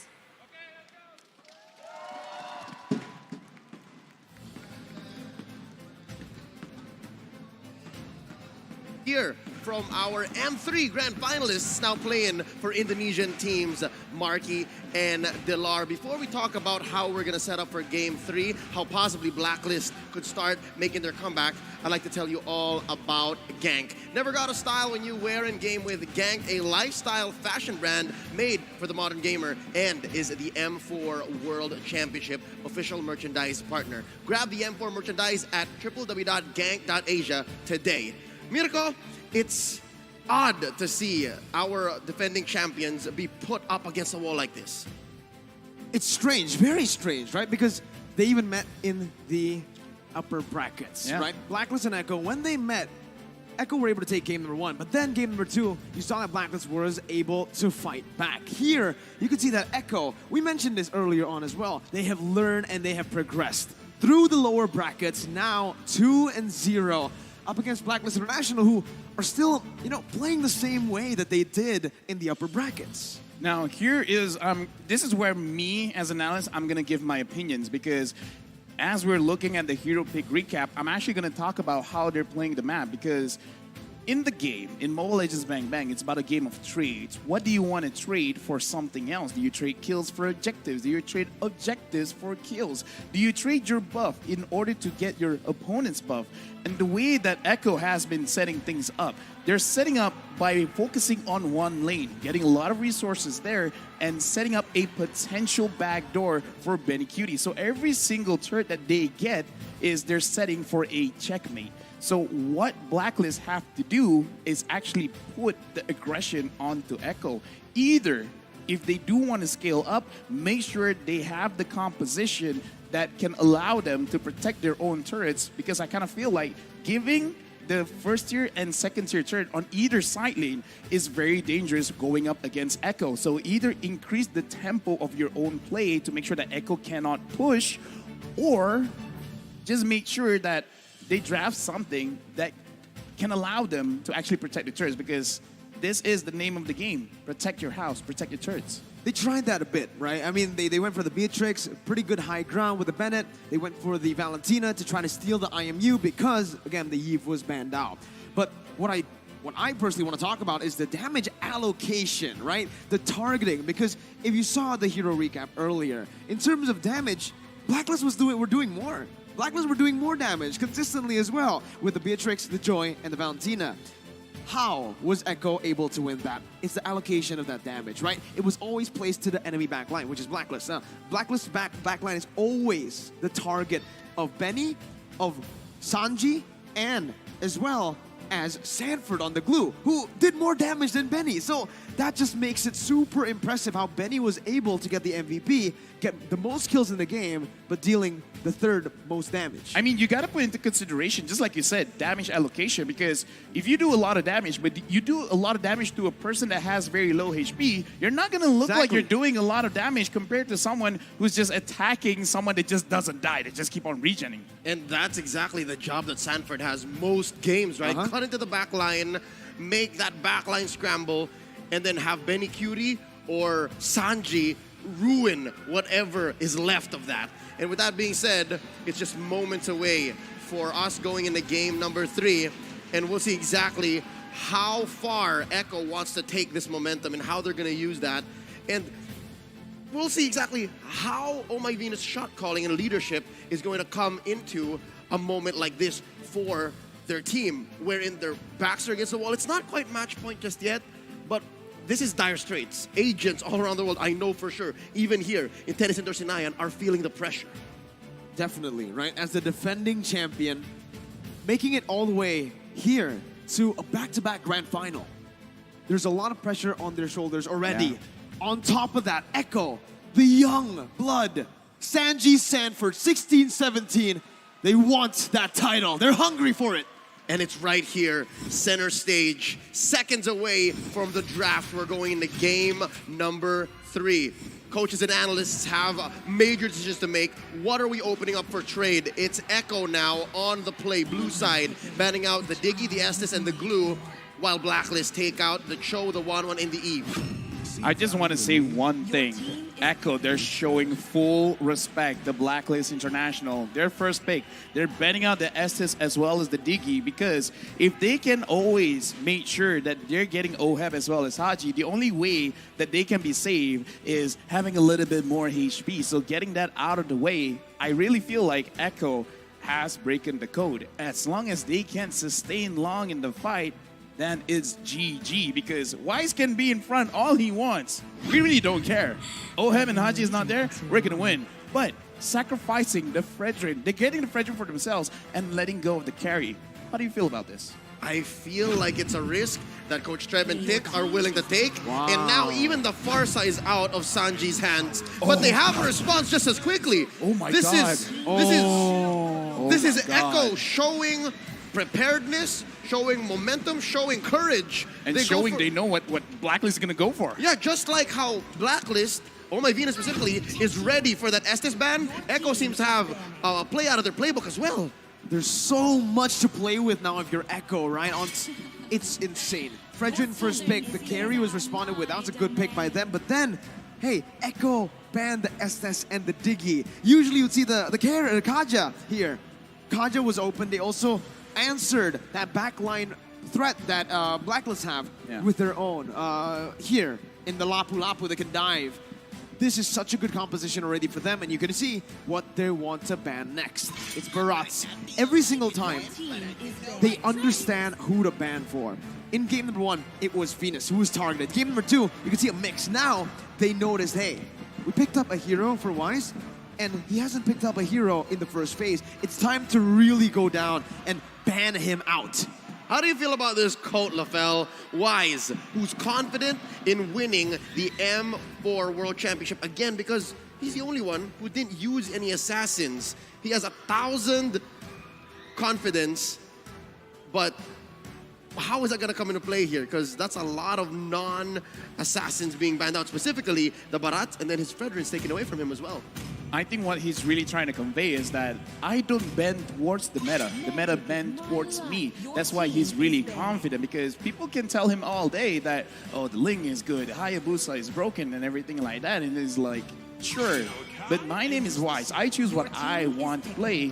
And now, looking at Barats and Akai getting banned, what is he gonna play? But I will say, I'm not actually looking at Wise to really change the game. If he does, then that's great. I'm actually looking at Edward, because I kind of feel like Edward is the key going up against this kind of draft, seeing the Kaja, seeing the Lapu Lapu, seeing the Fredrin. He should be the space maker and the initiator for Blacklist International to make sure that OHEB and Oh My Venus have optimal way to actually go into a fight. Thing is, Blacklist International, they've tried that, right? They gave Benedetta a playmaking hero to Edward. In the second game, they gave him Glue to buy a little more time. Play as a distract. Oh no, sorry, Joy, my bad. Distract, right? But it didn't work both times. Now, what's open for him is that Benedetta, right? Wise is going to pick up that box share first. I was actually thinking the Valentina in the jungle. We haven't seen it in a long time, but with the Kaja having that Divine Judgment, it's a good ult to take. Benny still wants to play that Brody, knows that up against the carry, he actually has a bigger advantage here compared to last game in terms of just laning. If anything, since the Valentina is not banned, might go into the hands of Echo, but it looks like Coach Treb and Coach TikTok are reading into it. I think they're afraid that Bonchan and Master Basics are ready for it. Because again, it's wide open, right? But you need a good level of burst to make Echo's lineup work. I think the better option here would be the Lilia, right? You get a bit more sustainability. You already have such a good composition to dive in, but it does seem like they... Whoa! Whoa! Nope, not the Valentina, not the Lilia. They want to go in. Dude, it's like, let's end this game as quickly as possible. They want to go in. Dude, I'm loving this. Okay, so Edward picks up the Yuzong. And again, this is what I want to see, because he has to be the one to dictate the fight. He has to go in. But man, oh man, the burst, Kaja picks up anyone. You got the Gushin, you got the Brody. Okay, here's the thing. I love the draft. Works or not, I love the draft. Yep, this is a throwback to about 2 or 3 months ago when MPL Philippines, MYID were in Season 10. Gushin was a hot pick. Gushin went through a career renaissance, was picked right out of ranked games into the pro scene, and here it looks like Echo are going for match point with it. Will they be able to do that? Blacklist have a solid lineup as well. Signature picks all across. What's this Yuzhong gonna do in the hands of Agent Zero? Is that enough of a instrument, of a tool to draw a line straight into the backline? Because what's the backline even for Echo? It's just Benny. Dude, honestly, I kind of feel like it is enough, because just make sure everyone is close enough together, because you're just trying to distract. You're letting everyone else do the damage. We'll see how fast Echo can go and how Blacklist answers back.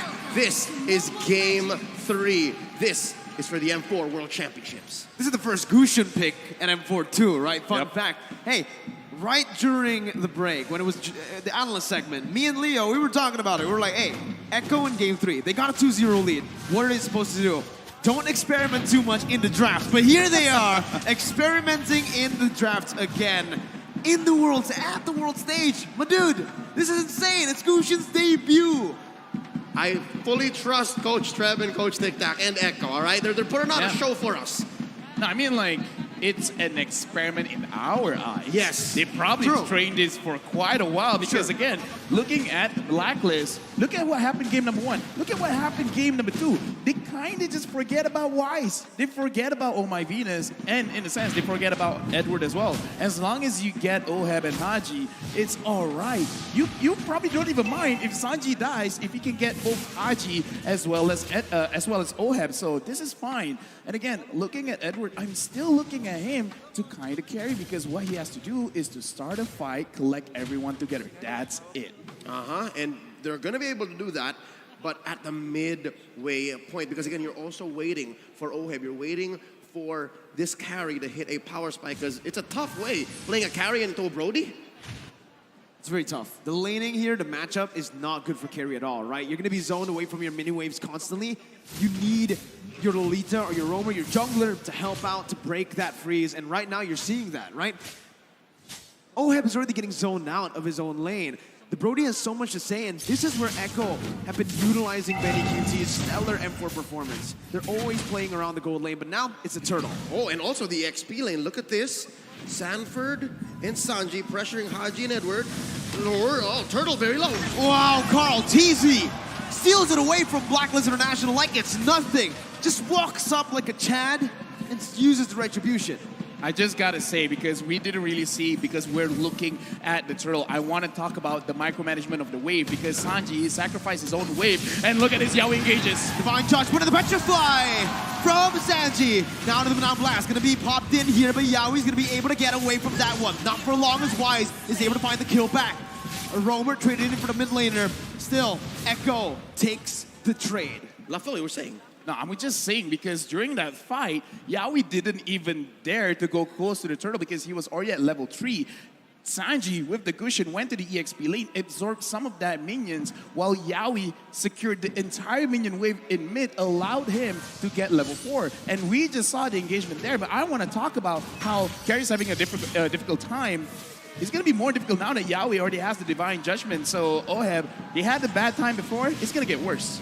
Oh, and that's why I think King Wise and Queen V are going ahead alongside Haji. So again, they're leaving Agent Zero here to make the best of this dead lane against Sanford's Lapu Lapu. We're about 30 seconds and a quarter away from Turtle. Once more, Echo got that handily. There's a lot of burst coming in from the Orcas, giving them a 300, 400 gold lead. And in terms of items, is that enough? Oh, there's a pull! That's the Divine Judgment, and that's all the damage placed on. Benny not going to use the torn apart memory just yet. That was a flicker burned in by Venus, and that's a W that Echo want to take, those small dubs. Yeah, and again, as we said, you're already setting up your own playstyle. Get the level 4 as quickly as possible. Sure, it was slightly delayed because they went for something in mid, but now you can see they're putting a lot of pressure onto BLACKLIST International. This is what they've been doing. They're making sure that BLACKLIST can't stay long in their own lanes. They can't stay long in front of the turrets because they're setting things up. Yaoi is still here. Even if he doesn't go in, just the mindset of I could get engaged is very terrifying. Oh, Black Dragon form already. Break it out. It's on to Carl TZ now. And as you can see, Carl TZ is going to be targeted down, but a lot of damage. That's going to be the Razor's Wrath to buy a little bit more time, but he will be slain. Sanji finding Venus. Haji going to be the target right now. Sanji jumps into the Petrify as well. That's a double kill for the Gusion at M4. Sanford knocked out by the Furious side. Yaoi going to be able to dodge away right there from the skill shot from Edward, but Edward's going to be targeted down now. Sanji looking for it, gets it, and it's a triple kill. Unofficial, but still a triple kill for the Gusion that's making its debut on the world stage in the grand finals. And this propels Echo about 1,000 gold ahead, and it's just back to business. Carl TZ making quick work of this turtle. Honestly, in that team fight as well, Oh My Venus had a very good shot of using the Numinum Blast, but then gets cancelled by Yaoi, pulling him to the side, saying, no, my team can handle itself. And Oh My Venus engages off Yaoi, and Yaoi escapes that. Using the flicker, but again, it's all right because Echo, they're in control. Even in the team fight, they're micromanaging everyone's skills, everyone's ults to make sure that they don't get punished, to making sure that the Orcas are always going to be the one getting those kills. And because of that pressure in the bottom lane and the relative absence of BLACKLIST from those responses in the bottom after the turtle take, they got pushed on bottom. Oh, it's a fight up top. Haji gonna be stunned up, hands up for the airstrike. Sanji gonna be taken low, taken down, shut down by Haji. But Haji falls as well. Sanford! Oh my God! With the Brave of Fire! Jumps in flickers forward. He knows exactly what he was doing. He finds 2 on the board. Not even the observers can believe it. It's going ham up top for the House of Highlights. And Sanford just as quickly rotates down bottom. Wise, they're not done with him. They're still going. The torn apart memory slays Wise as they pick up the tier 1 in the gold lane. 3,000 gold lead. Conversion through the roof for Echo here. They're taking trades. They're taking bodies, taking turrets. Now 30 seconds away from the turret. Where does Blacklist find an angle for a comeback? Okay, now we're looking. Oh, my Venus is gonna get punished. Now you see him. No, you don't. 2 members disappearing from out of nowhere.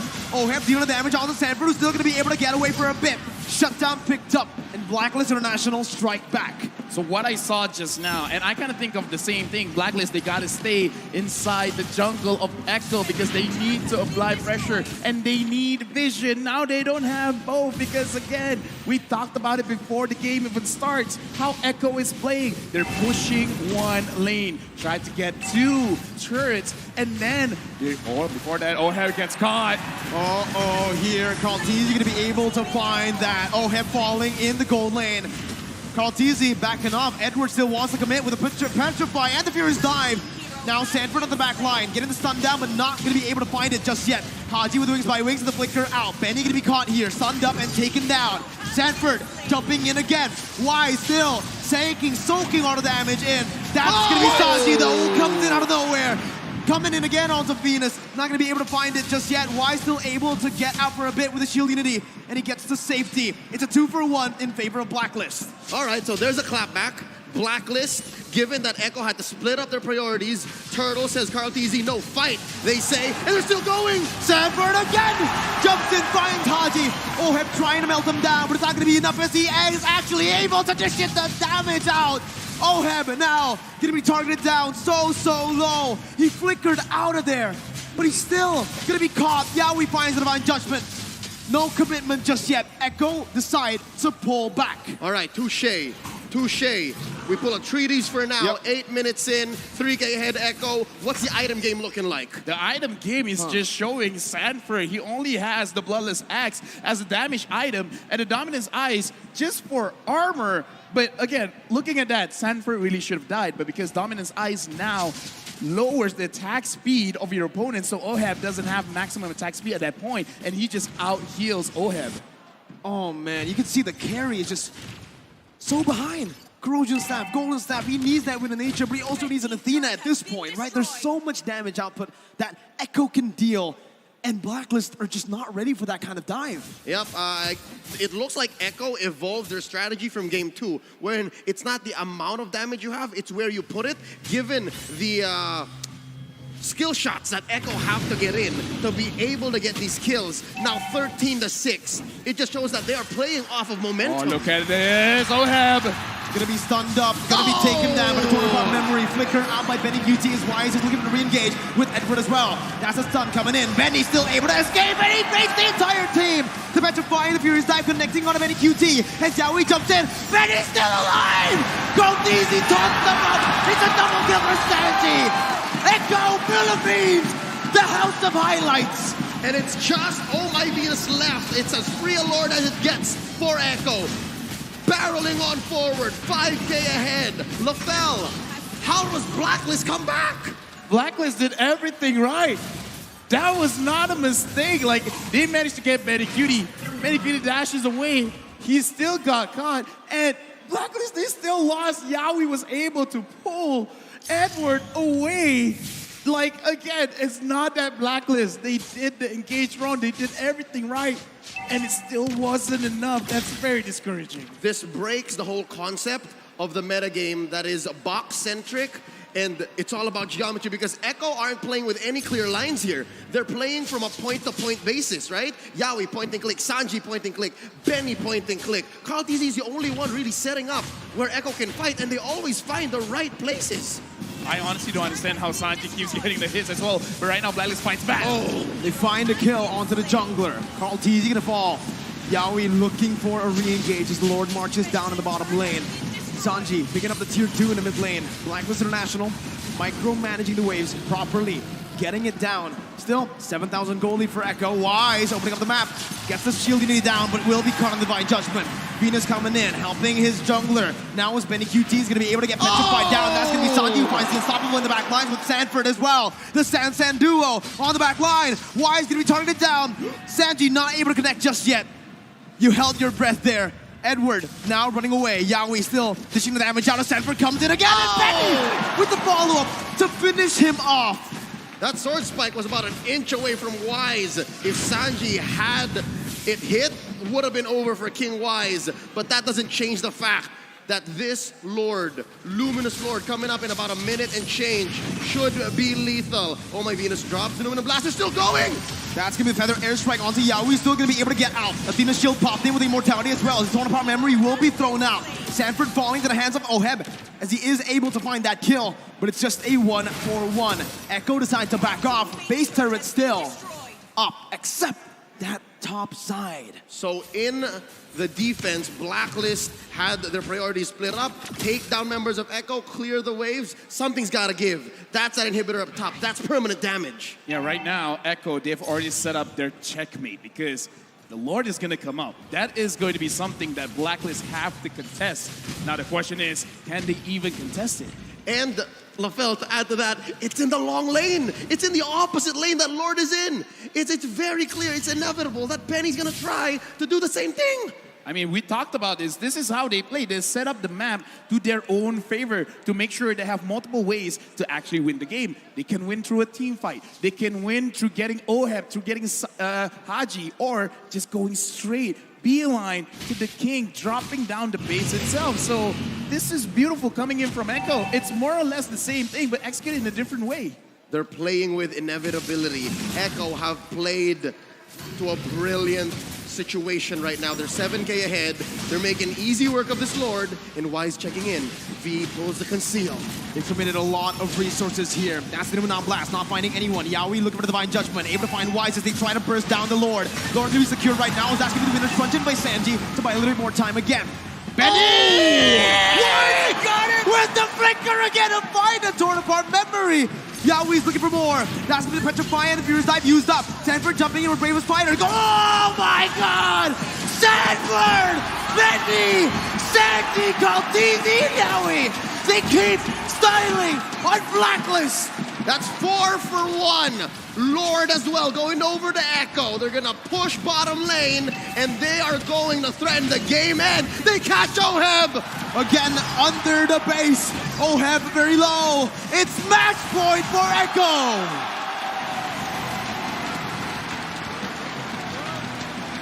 The world champions have never been pushed to the limit, not like this. Echo Express are pummeling on through. They are at match point. Here's the thing, man. What are we watching? We're watching history. Defending champions. Will they be able to defend? Because again, it's not like reverse sweep doesn't happen. It does happen. Even though Echo, it looks like they're very oppressive, it's not game over because again, we've seen time and time again. In fact, M1 reverse sweep happened. It can still happen here, but I gotta say, as an analyst, I'm watching the game. Game 1, Game 2, Game 3, they're more or less the same. Go to one lane, grab 2 turrets, set up the checkmate. In all 3 games, Echo is able to set up the checkmate. Just honestly, what was that? Every member, I know we said this, we've been saying this, but seeing it in the grand finals, where all 5 members are in form, where all 5 members know exactly what to do at every given minute, it is a sight to behold. Echo already putting their foot down here. Match point against the defending M3 champions. It's team fight excellence.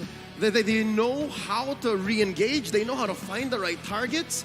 And say what you will about experimentation and how it may have resulted for them in the knockout stage. But now, with a debuting Gushan, Echo puts Blacklist International at match point. They threaten taking home the M4 trophy. And I am here for it. Dude, Sanford, Lapu-Lapu, Benny QT with this Brody, it's, they've been saving it. Every play was a TikTok play. And with that, we'd like to remind everybody of the TikTok Live Carnival. Cheer up for M4 and watch the matches on TikTok. Participate in Cheer Up for M4 activities by watching M4 matches on TikTok and using M4 exclusive customized gifts to cheer up for the teams. There will be a chance to be on TV too and win abundant gifts. Take a sneak peek at M4 events and be the first to receive info all about these rewards that you can get. The M4 Pass will be available on the 20th of December with exclusive awards such as the Beatrix Light Chaser skin, the Beatrix Stellar Brilliant skin, and the M4 Beatrix figurine. Emotes, sacred statues, spawn effects, recall effects, and avatar borders and trail effects await you. You can get all the special skin as well, the War Lion, for free by completing tasks too. Starting the 24th of December, the M4 support chest will be available in-game. Open it to get loads of M4 Pass EXP and stand a chance to receive a mysterious gift. On the day of the M4 Grand Finals, that's the day, the 15th of January, expect to get an avatar border for free. In the M4 Battle Night event, that's on the 21st, unlock a skin chest by completing tasks and pick a skin of your choice within the chest. Use the hashtags Mobile Legends Bang Bang, hashtag MLBB4, and hashtag Dare to Be Great when talking about it on social media. Speaking of which, SOCMED should be going wild right now. Oh, yeah. Echo at 3-0? Echo at 3-0? Yo, you know what? The chat, everyone watching, let's talk about Sanford, Sanji, and Benikudi. That was amazing. Make them trend. Folks, we'd love to talk forever about it, but we need to throw it over to our analysts to break it down further. Thank you, casters. Breaking news. A revolution is about to begin. A new generation of Filipino Mobile Legends is here today, and we're here to break it down for you step by step. My name's Getting Cute. This is going to be Assassin Dave with Wolf here on the stand. Gushin boys, the hot topic of this match. Walk me through this. Sanji Gaming.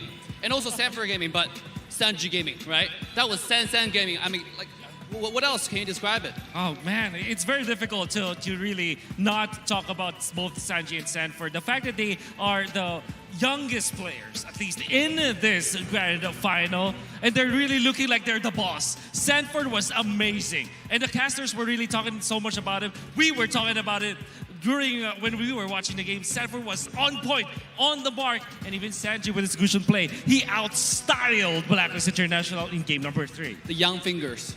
That's all I can say. Way too good. Way too good.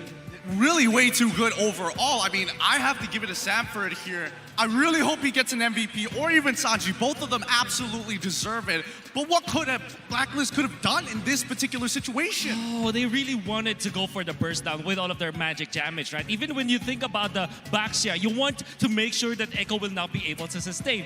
However, they kind of lost the integrity of their Lord fight. Whereas for Echo, you can see with Carl TZ, the Fredrin, the ultimate, use it together with the Retribution. Turtle 1 belongs to Echo. Eventually, they itemize properly with double Athena shield on both Carl TZ and Yaoi, making it so that Blacklist International had severe lack of damage. I mean, severe lack of damage is an understatement overall. I feel like the preparation coming in from Echo is beyond. They know every move coming out from Blacklist. They knew that Haji was going to come in late. They knew how they wanted to move across the map. They're pathing of all things. And also, take a look at the damage dealt, right? 214,000 compared to 160k. The whole game, you can see Echo was just more open to do damage, right? We were in the backstage talking about, okay, what can be the mid-lane pick? Maybe it's Valentina was still open. You got so many great ult you can copy, right? The Farsa ult, Lolita ult. There's so many good ult. But they decided to go with the burst. They have the Kaja played by Yaoi. And Echo's playing really decisive and aggressive today, right? That's shown from the damage. That's shown from the damage participation from Sanji, 74% kill participation. Whoo, Yaoi and the entire Echo, they're just popping out today. I mean, like, this is match point now. Yeah. For Blacklist. For Echo, a Blacklist.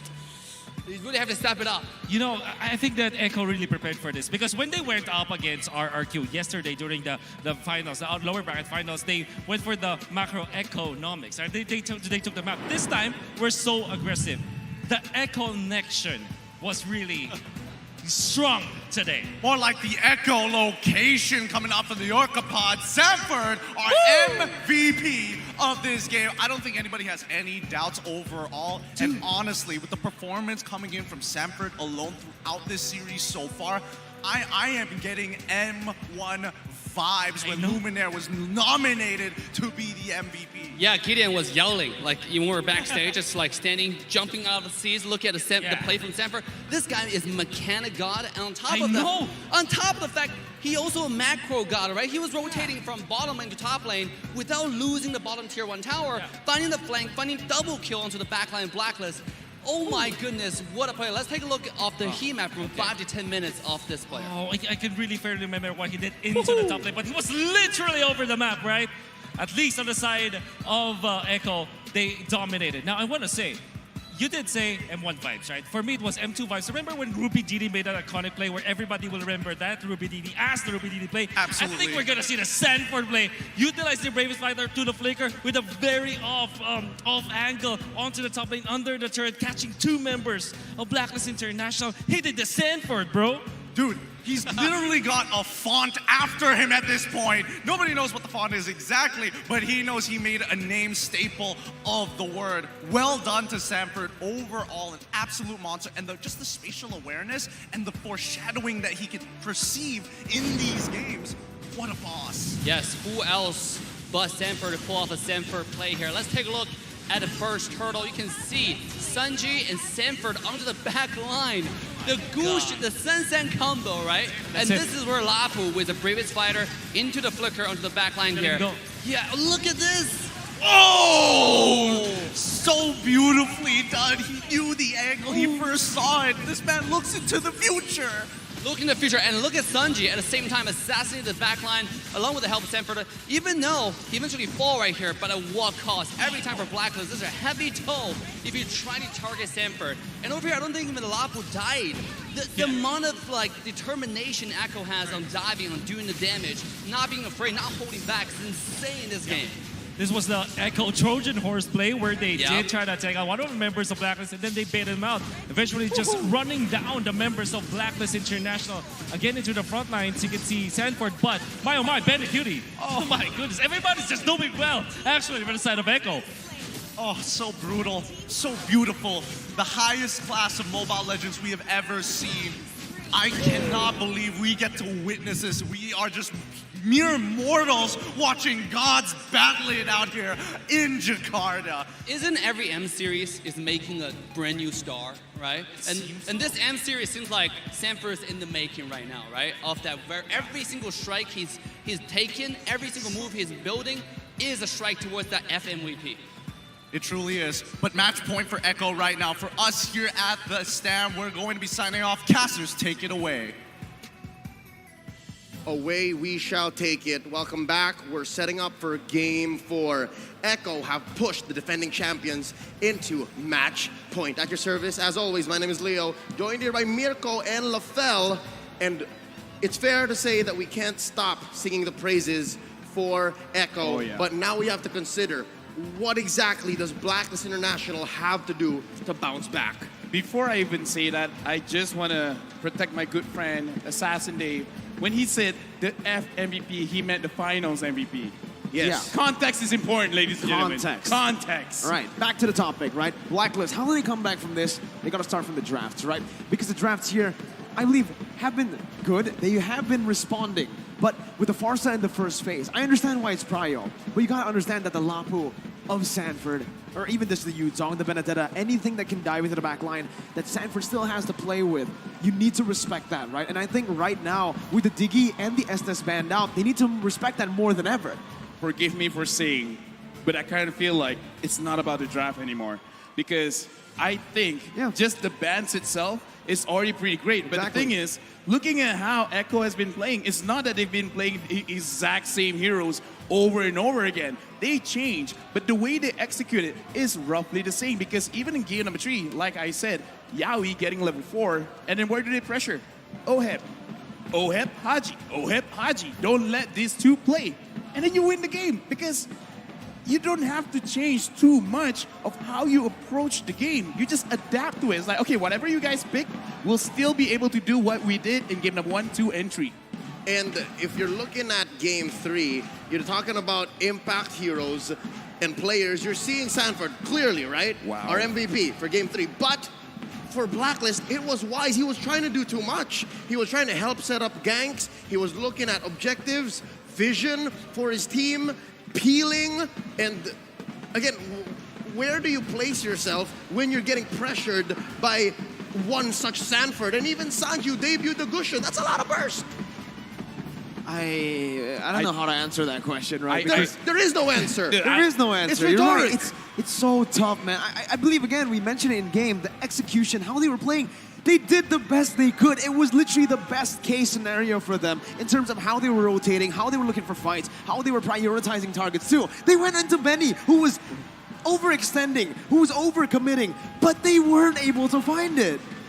If I'm allowed to say so, this might sound like heresy, but the way Echo is playing now, so far in these 3 games, again, you mentioned it's not like they're trying out too crazy things or introducing too many elements into their draft.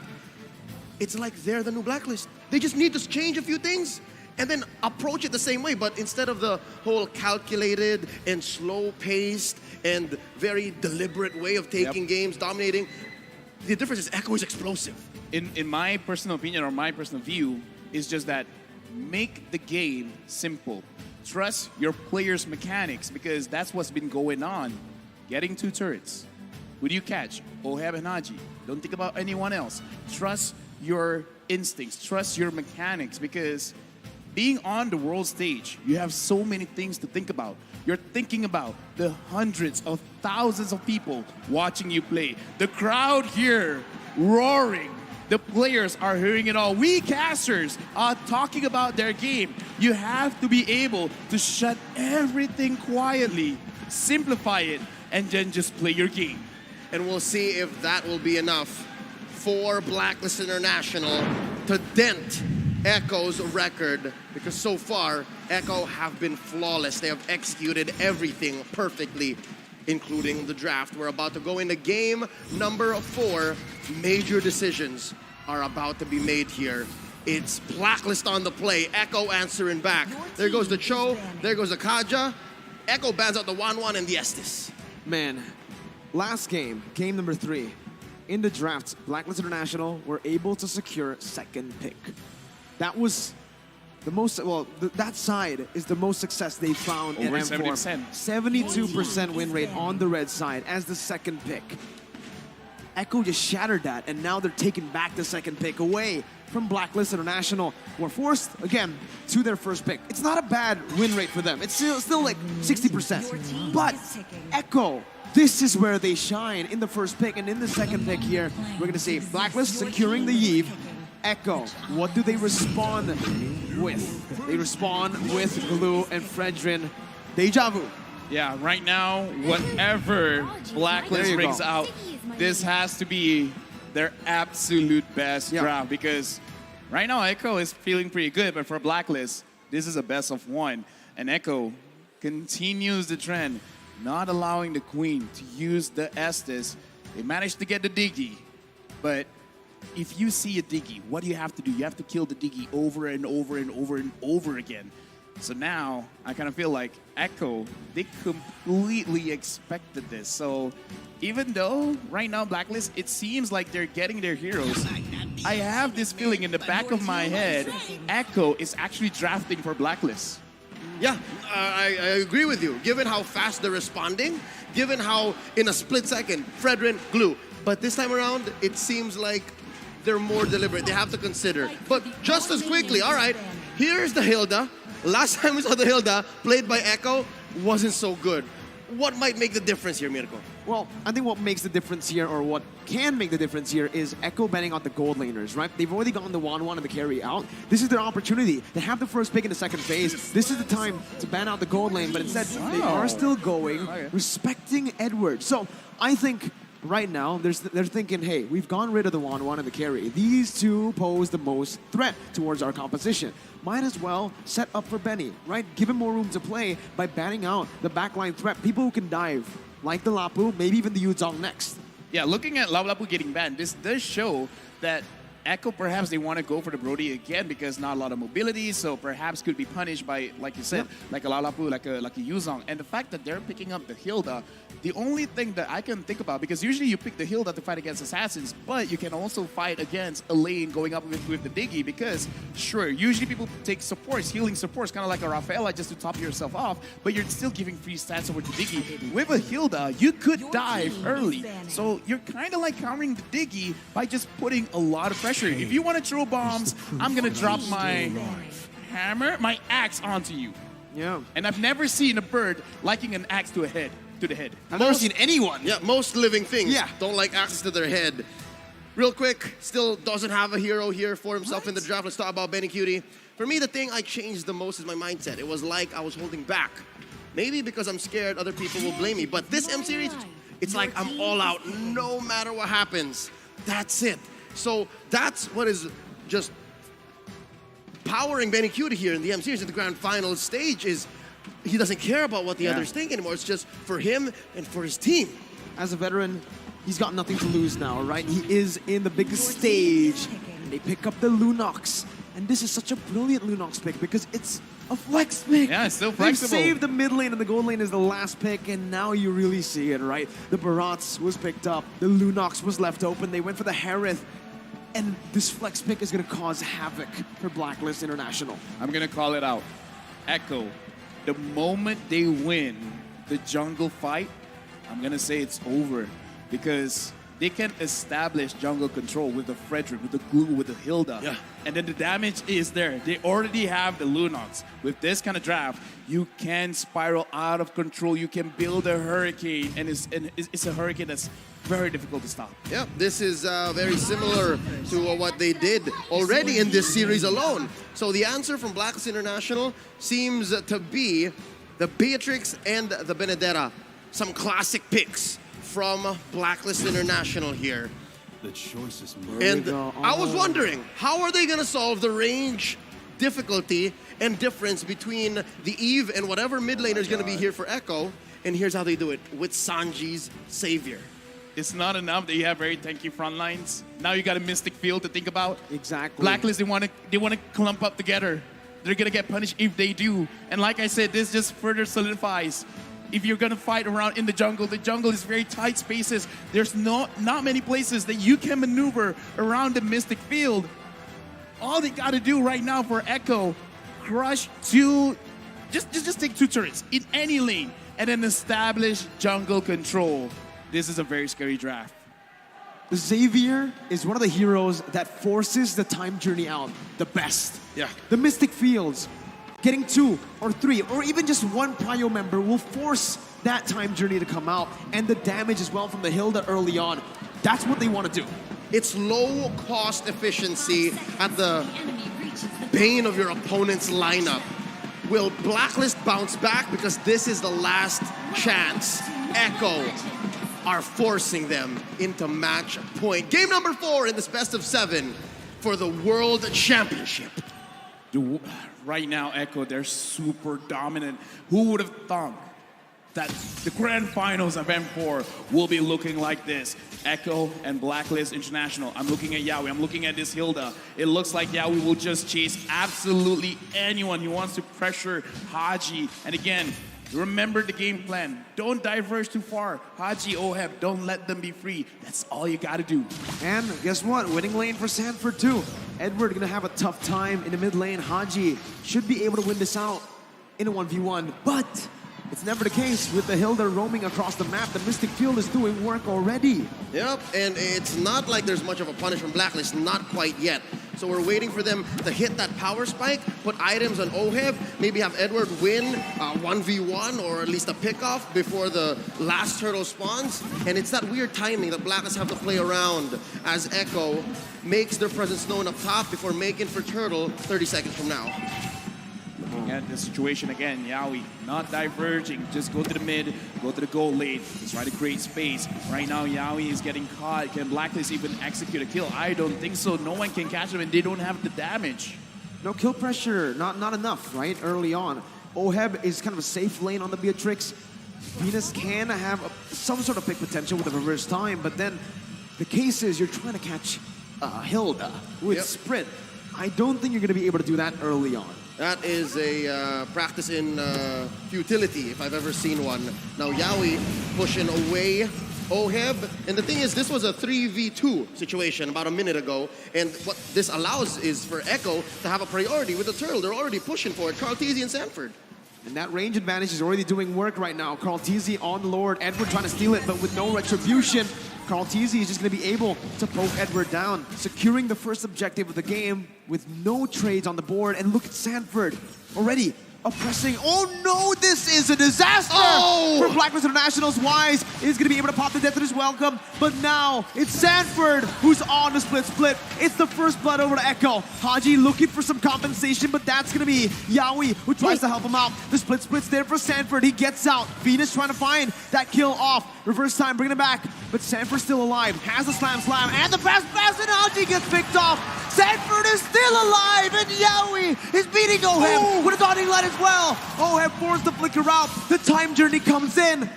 1,000 gold lead in 3 minutes, Yawi. Oh my goodness. Close call. Yeah, right now, again, look at the checkmate being set up. Echo, who are they pressuring? Haji, as well as Oheb, and now, just for addition, Wise as well. They're pushing around mid. They're pushing around the gold lane, and now it looks like they could have a possibility of controlling the jungle. We predicted it, and now Echo, they're slowly but surely making it happen. LaFell, up top. Benny Cutie has chipped away at almost a whole shield. 3 minutes in. 3 minutes in, and they're about 2K ahead. What do you have to say, LaFell? You know, that's a mage. You're thinking of probably like, hey, that's what Bruno does to a turret. That's what Brody does to a turret.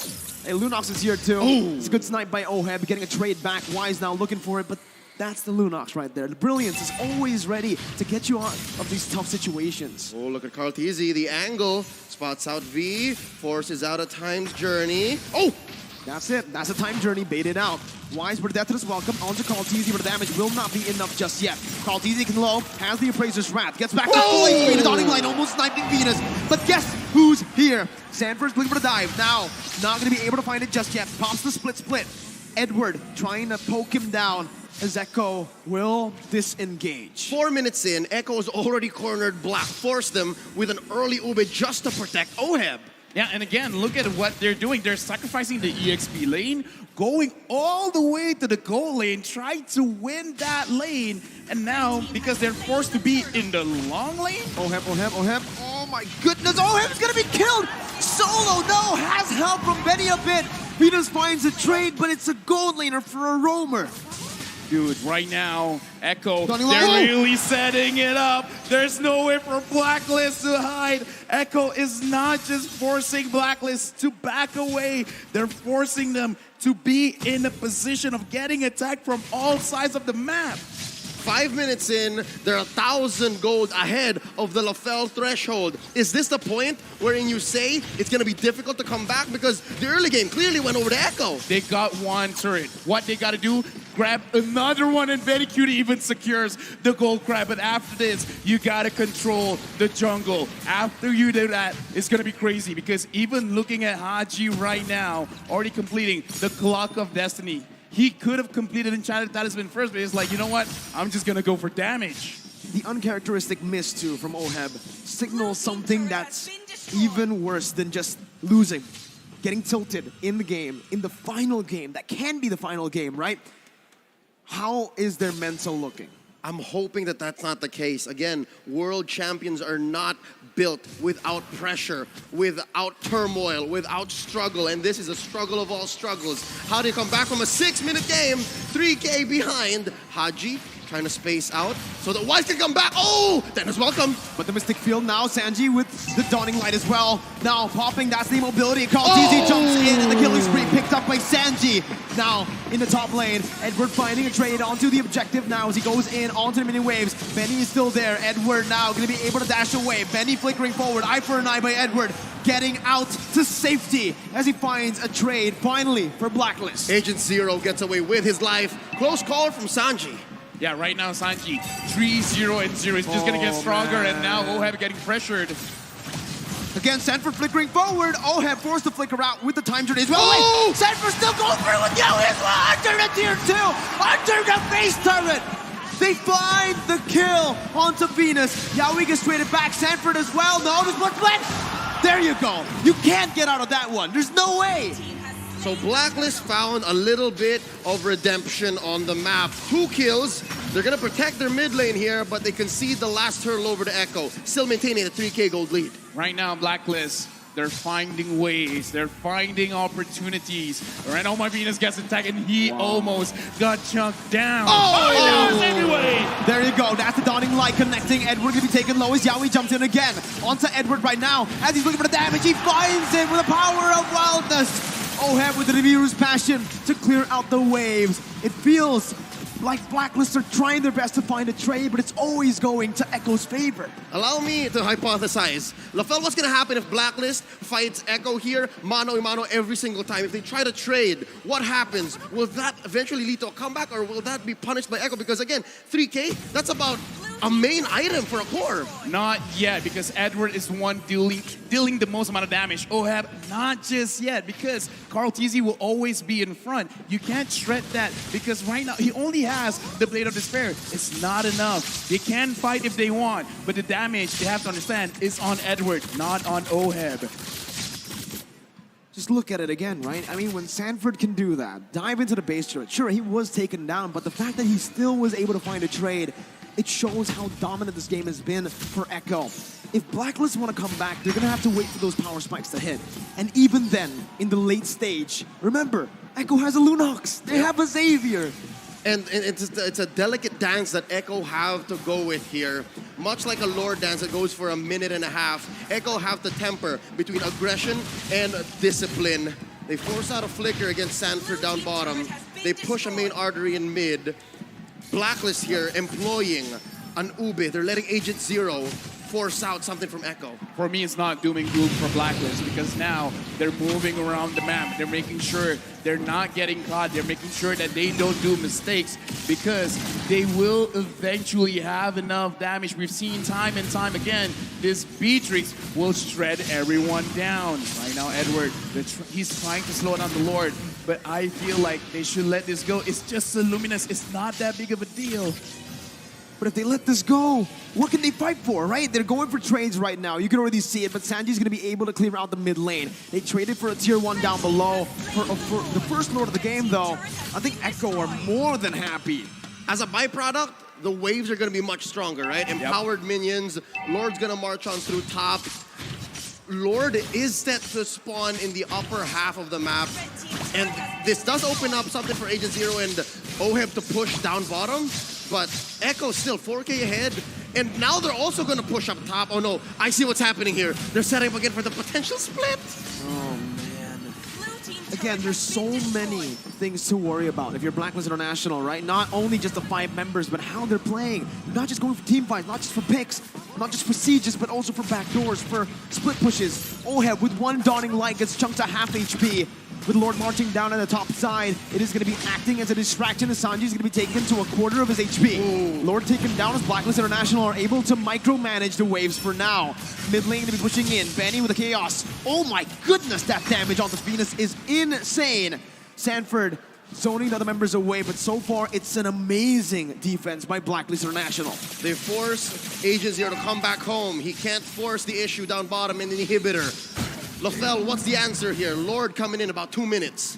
Again, you just gotta wait it out, because right now what Blacklist did, they got a lot from the Lord coming in from Echo, actually, because they see, all right, you're going for this objective. They managed to get 2 turrets down in bottom. That's a lot of gold steal, but Oheb here with like below 50% HP. This is pretty bad. They gotta wait for Echo to overextend, and hopefully they can fight back. That's a small dinosaur. Wise not tanky enough. The time journey buys him time, but it only cancels out CC, not damage. Carl TZ with the Appraiser's Wrath. Haji trying to fight desperately, but the split connects, and it takes him down. Yowie in the midst of the base finds Oheb low. Edward gets a trade up in the top lane. Sanford recalling. Echo looking for the siege into the base turret. Blacklist still able to defend. 2 for 1, and Agent Zero was not able to do anything up top. Oheb didn't fall, so there's some silver lining here. Signs of life from BLACKLIST International. Yeah, because again, the name of the game is the turret right now. Edward going for Sanji, and he's doing a lot of damage. And this is why I say, if BLACKLIST, they're pressured, we gotta look at Edward.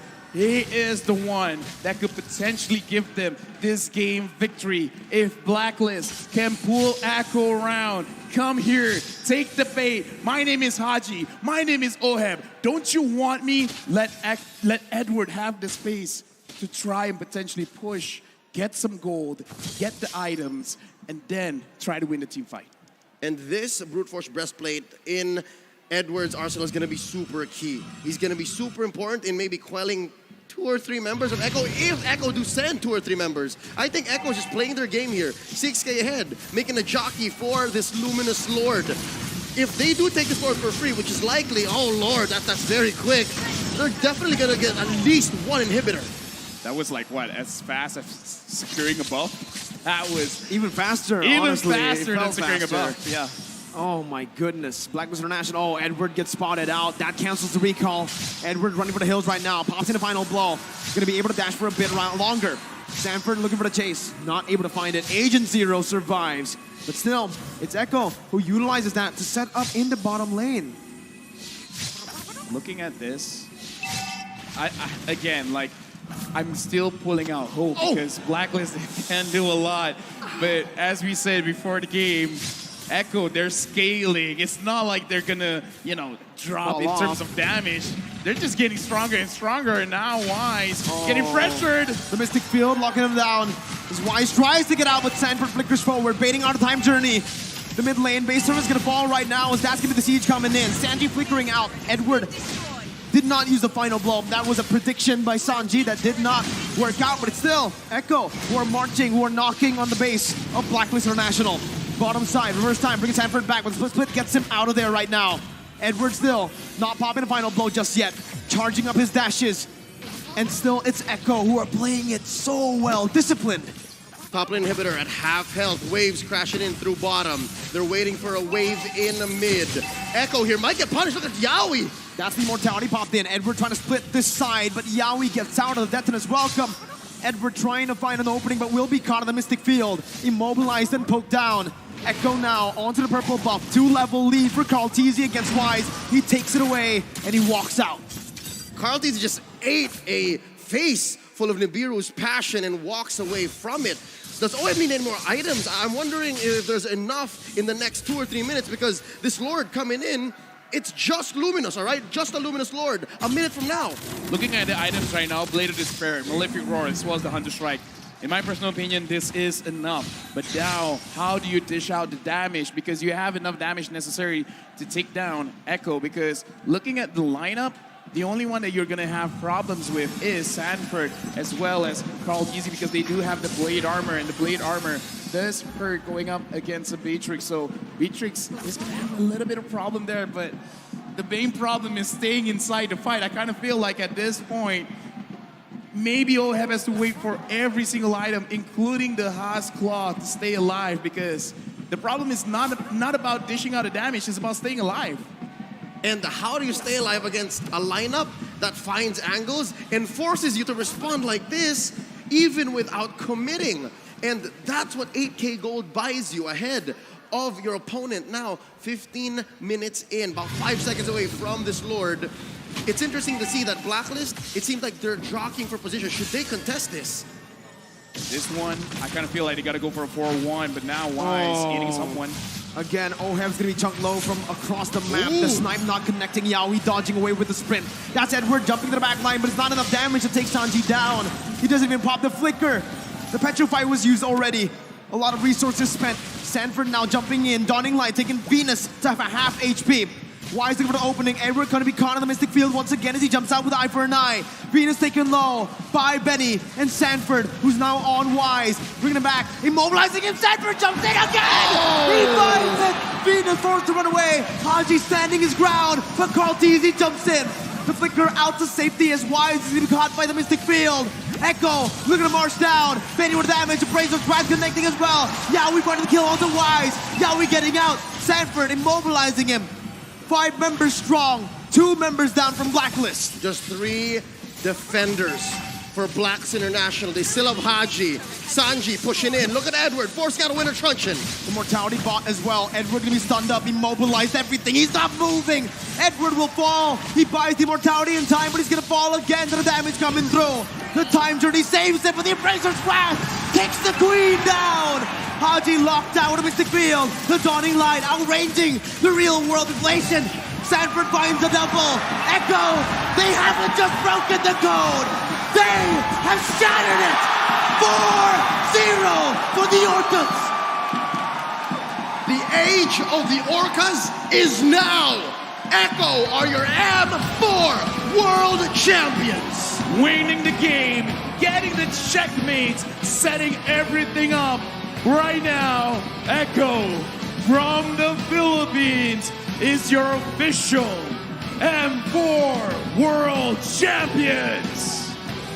These young men have worked their lives, committed, sacrificed so much, and now at the top of their game on the world stage, they dare to be great, and now they can say they are. What a performance once again. Stunning, masterful, class. All the good words that you can use cannot describe how dominantly they were able to take down not just any team, the defending world champions, the Filipino MPL champions. And to date, we still don't have a back-to-back champion. History will still continue having different champions every single year. Echo dominating M4. The new era from the Philippines led by the best in the world, Carl Teasy. Ladies and gentlemen, it has been an honor to be at your service again and again and again. May we make history or break records. LaFell, any last words? The only words that I can say right now, this 5 men, including their coaches, are the best in the world. Mirko? Best in the world. Echo from the Philippines, once more your world champions. Ladies and gentlemen, let's hear from them on stage. Ladies and gentlemen, your M4 World Champion. Congratulations to Echo. Whoa! Echo Philippines, they are really loud and they're really proud. Now to award the champion, let's call the presenters of each award. To present the ring, we have Mr. Michael Yaya, UBS Gold Creative Director. To present the medal, we have Mr. Lucas Mao, Managing Director of Moonton Esports, and Mr. Bapak Frankie, Secretary General of Esports Federation of Indonesia. We would like to invite our VVIP to come to join us on the stage.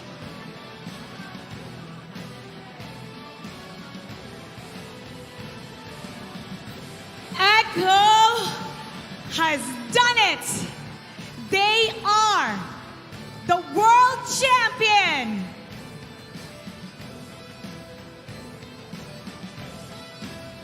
They are the new kings of all the regions, the greatest of them all, the super team from the Philippines. Look how proud they are and how happy they are right now. They will be receiving lots of gifts, lots of fortune from this M4 World Championship. Echo, you may now receive your medals and your rings.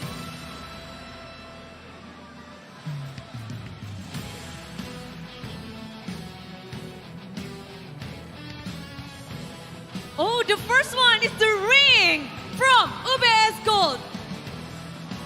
Benny Cutie!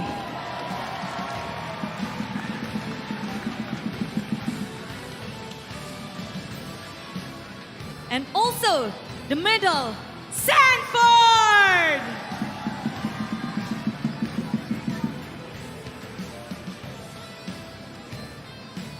Cartesi!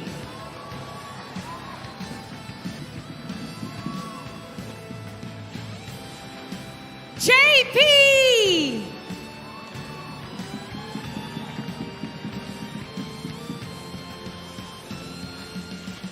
Sanji!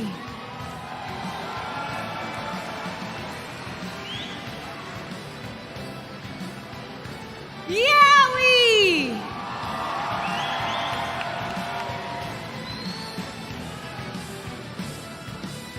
Two-time champion Carl Teasy!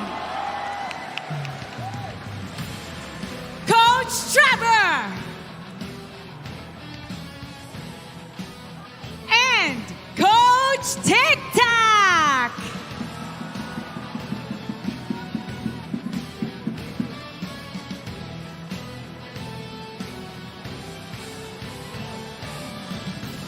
We also have Miss Sophie Guo, Moonton Regional Esports Head, to present the Finals MVP Awards with Mr. Michael Yaya.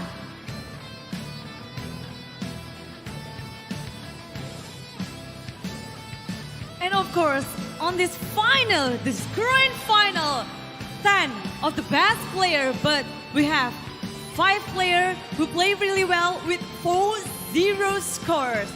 And only one stands on top of them. Champions will also get a Champions Tour by the Ministry of Tourism. And of course, our champions will get to choose the skin of their choice.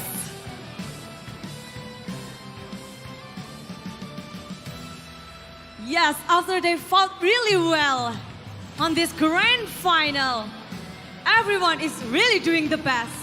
But once again, only one stands on top of them all. We got the final MVP of M4.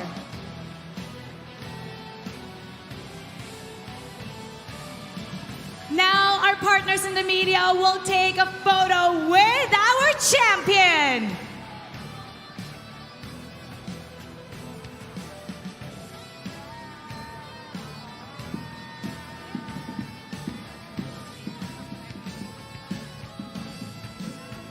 This is the moment for Eco Esports, Eco Philippines, Eco Philippines.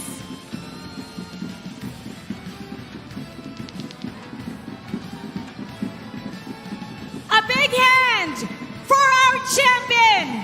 They dare to be great. They have shown the greatness. Echo! The representative from Philippines. And now, it is time to award the Finals MVP. Who gonna get the title of the Final MVP? The Finals MVP goes to Benny Cutie! Hurricane Benny has come to the world stage and have taken us by storm. He has proven that he is legendary.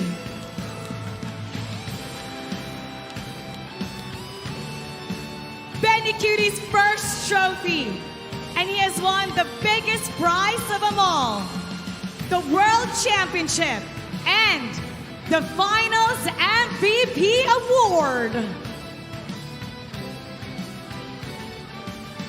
Our friends from the media will now take the photo with our Finals MVP. And now, Echo, this is your moment. They want it now. They want to touch it. They want to lift it up, Mara. At the count of 3, take what is yours. 1, 2, 3. Your M4 World Champions, Echo!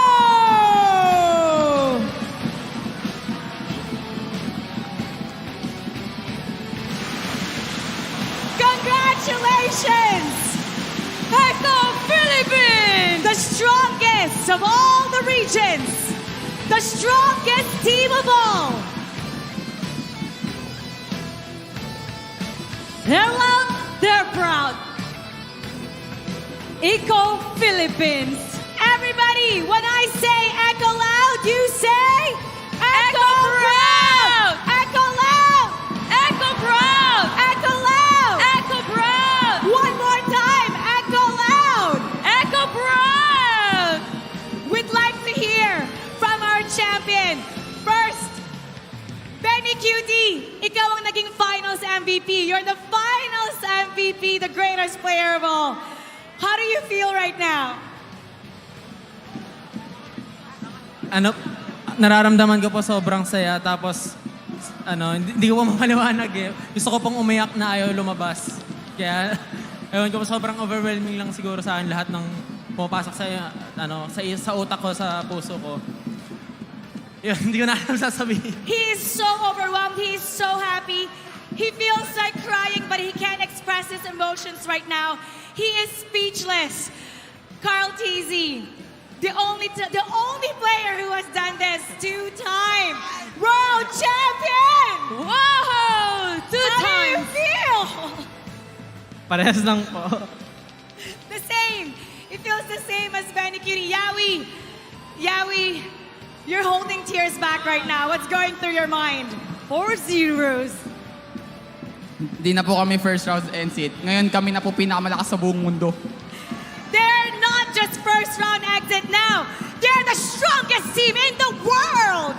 I have to hear from the youngest one, Sanji Sanford.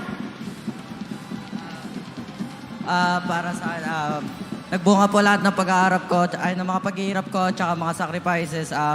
Para sa papa ko talaga to. This is for his father. All the hard work has finally paid off. Sanji.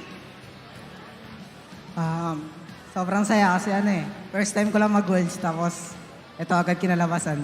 It's his first Worlds. And now, this is the result. One more time, everybody. Give it up for your M4 World Champion, Echo!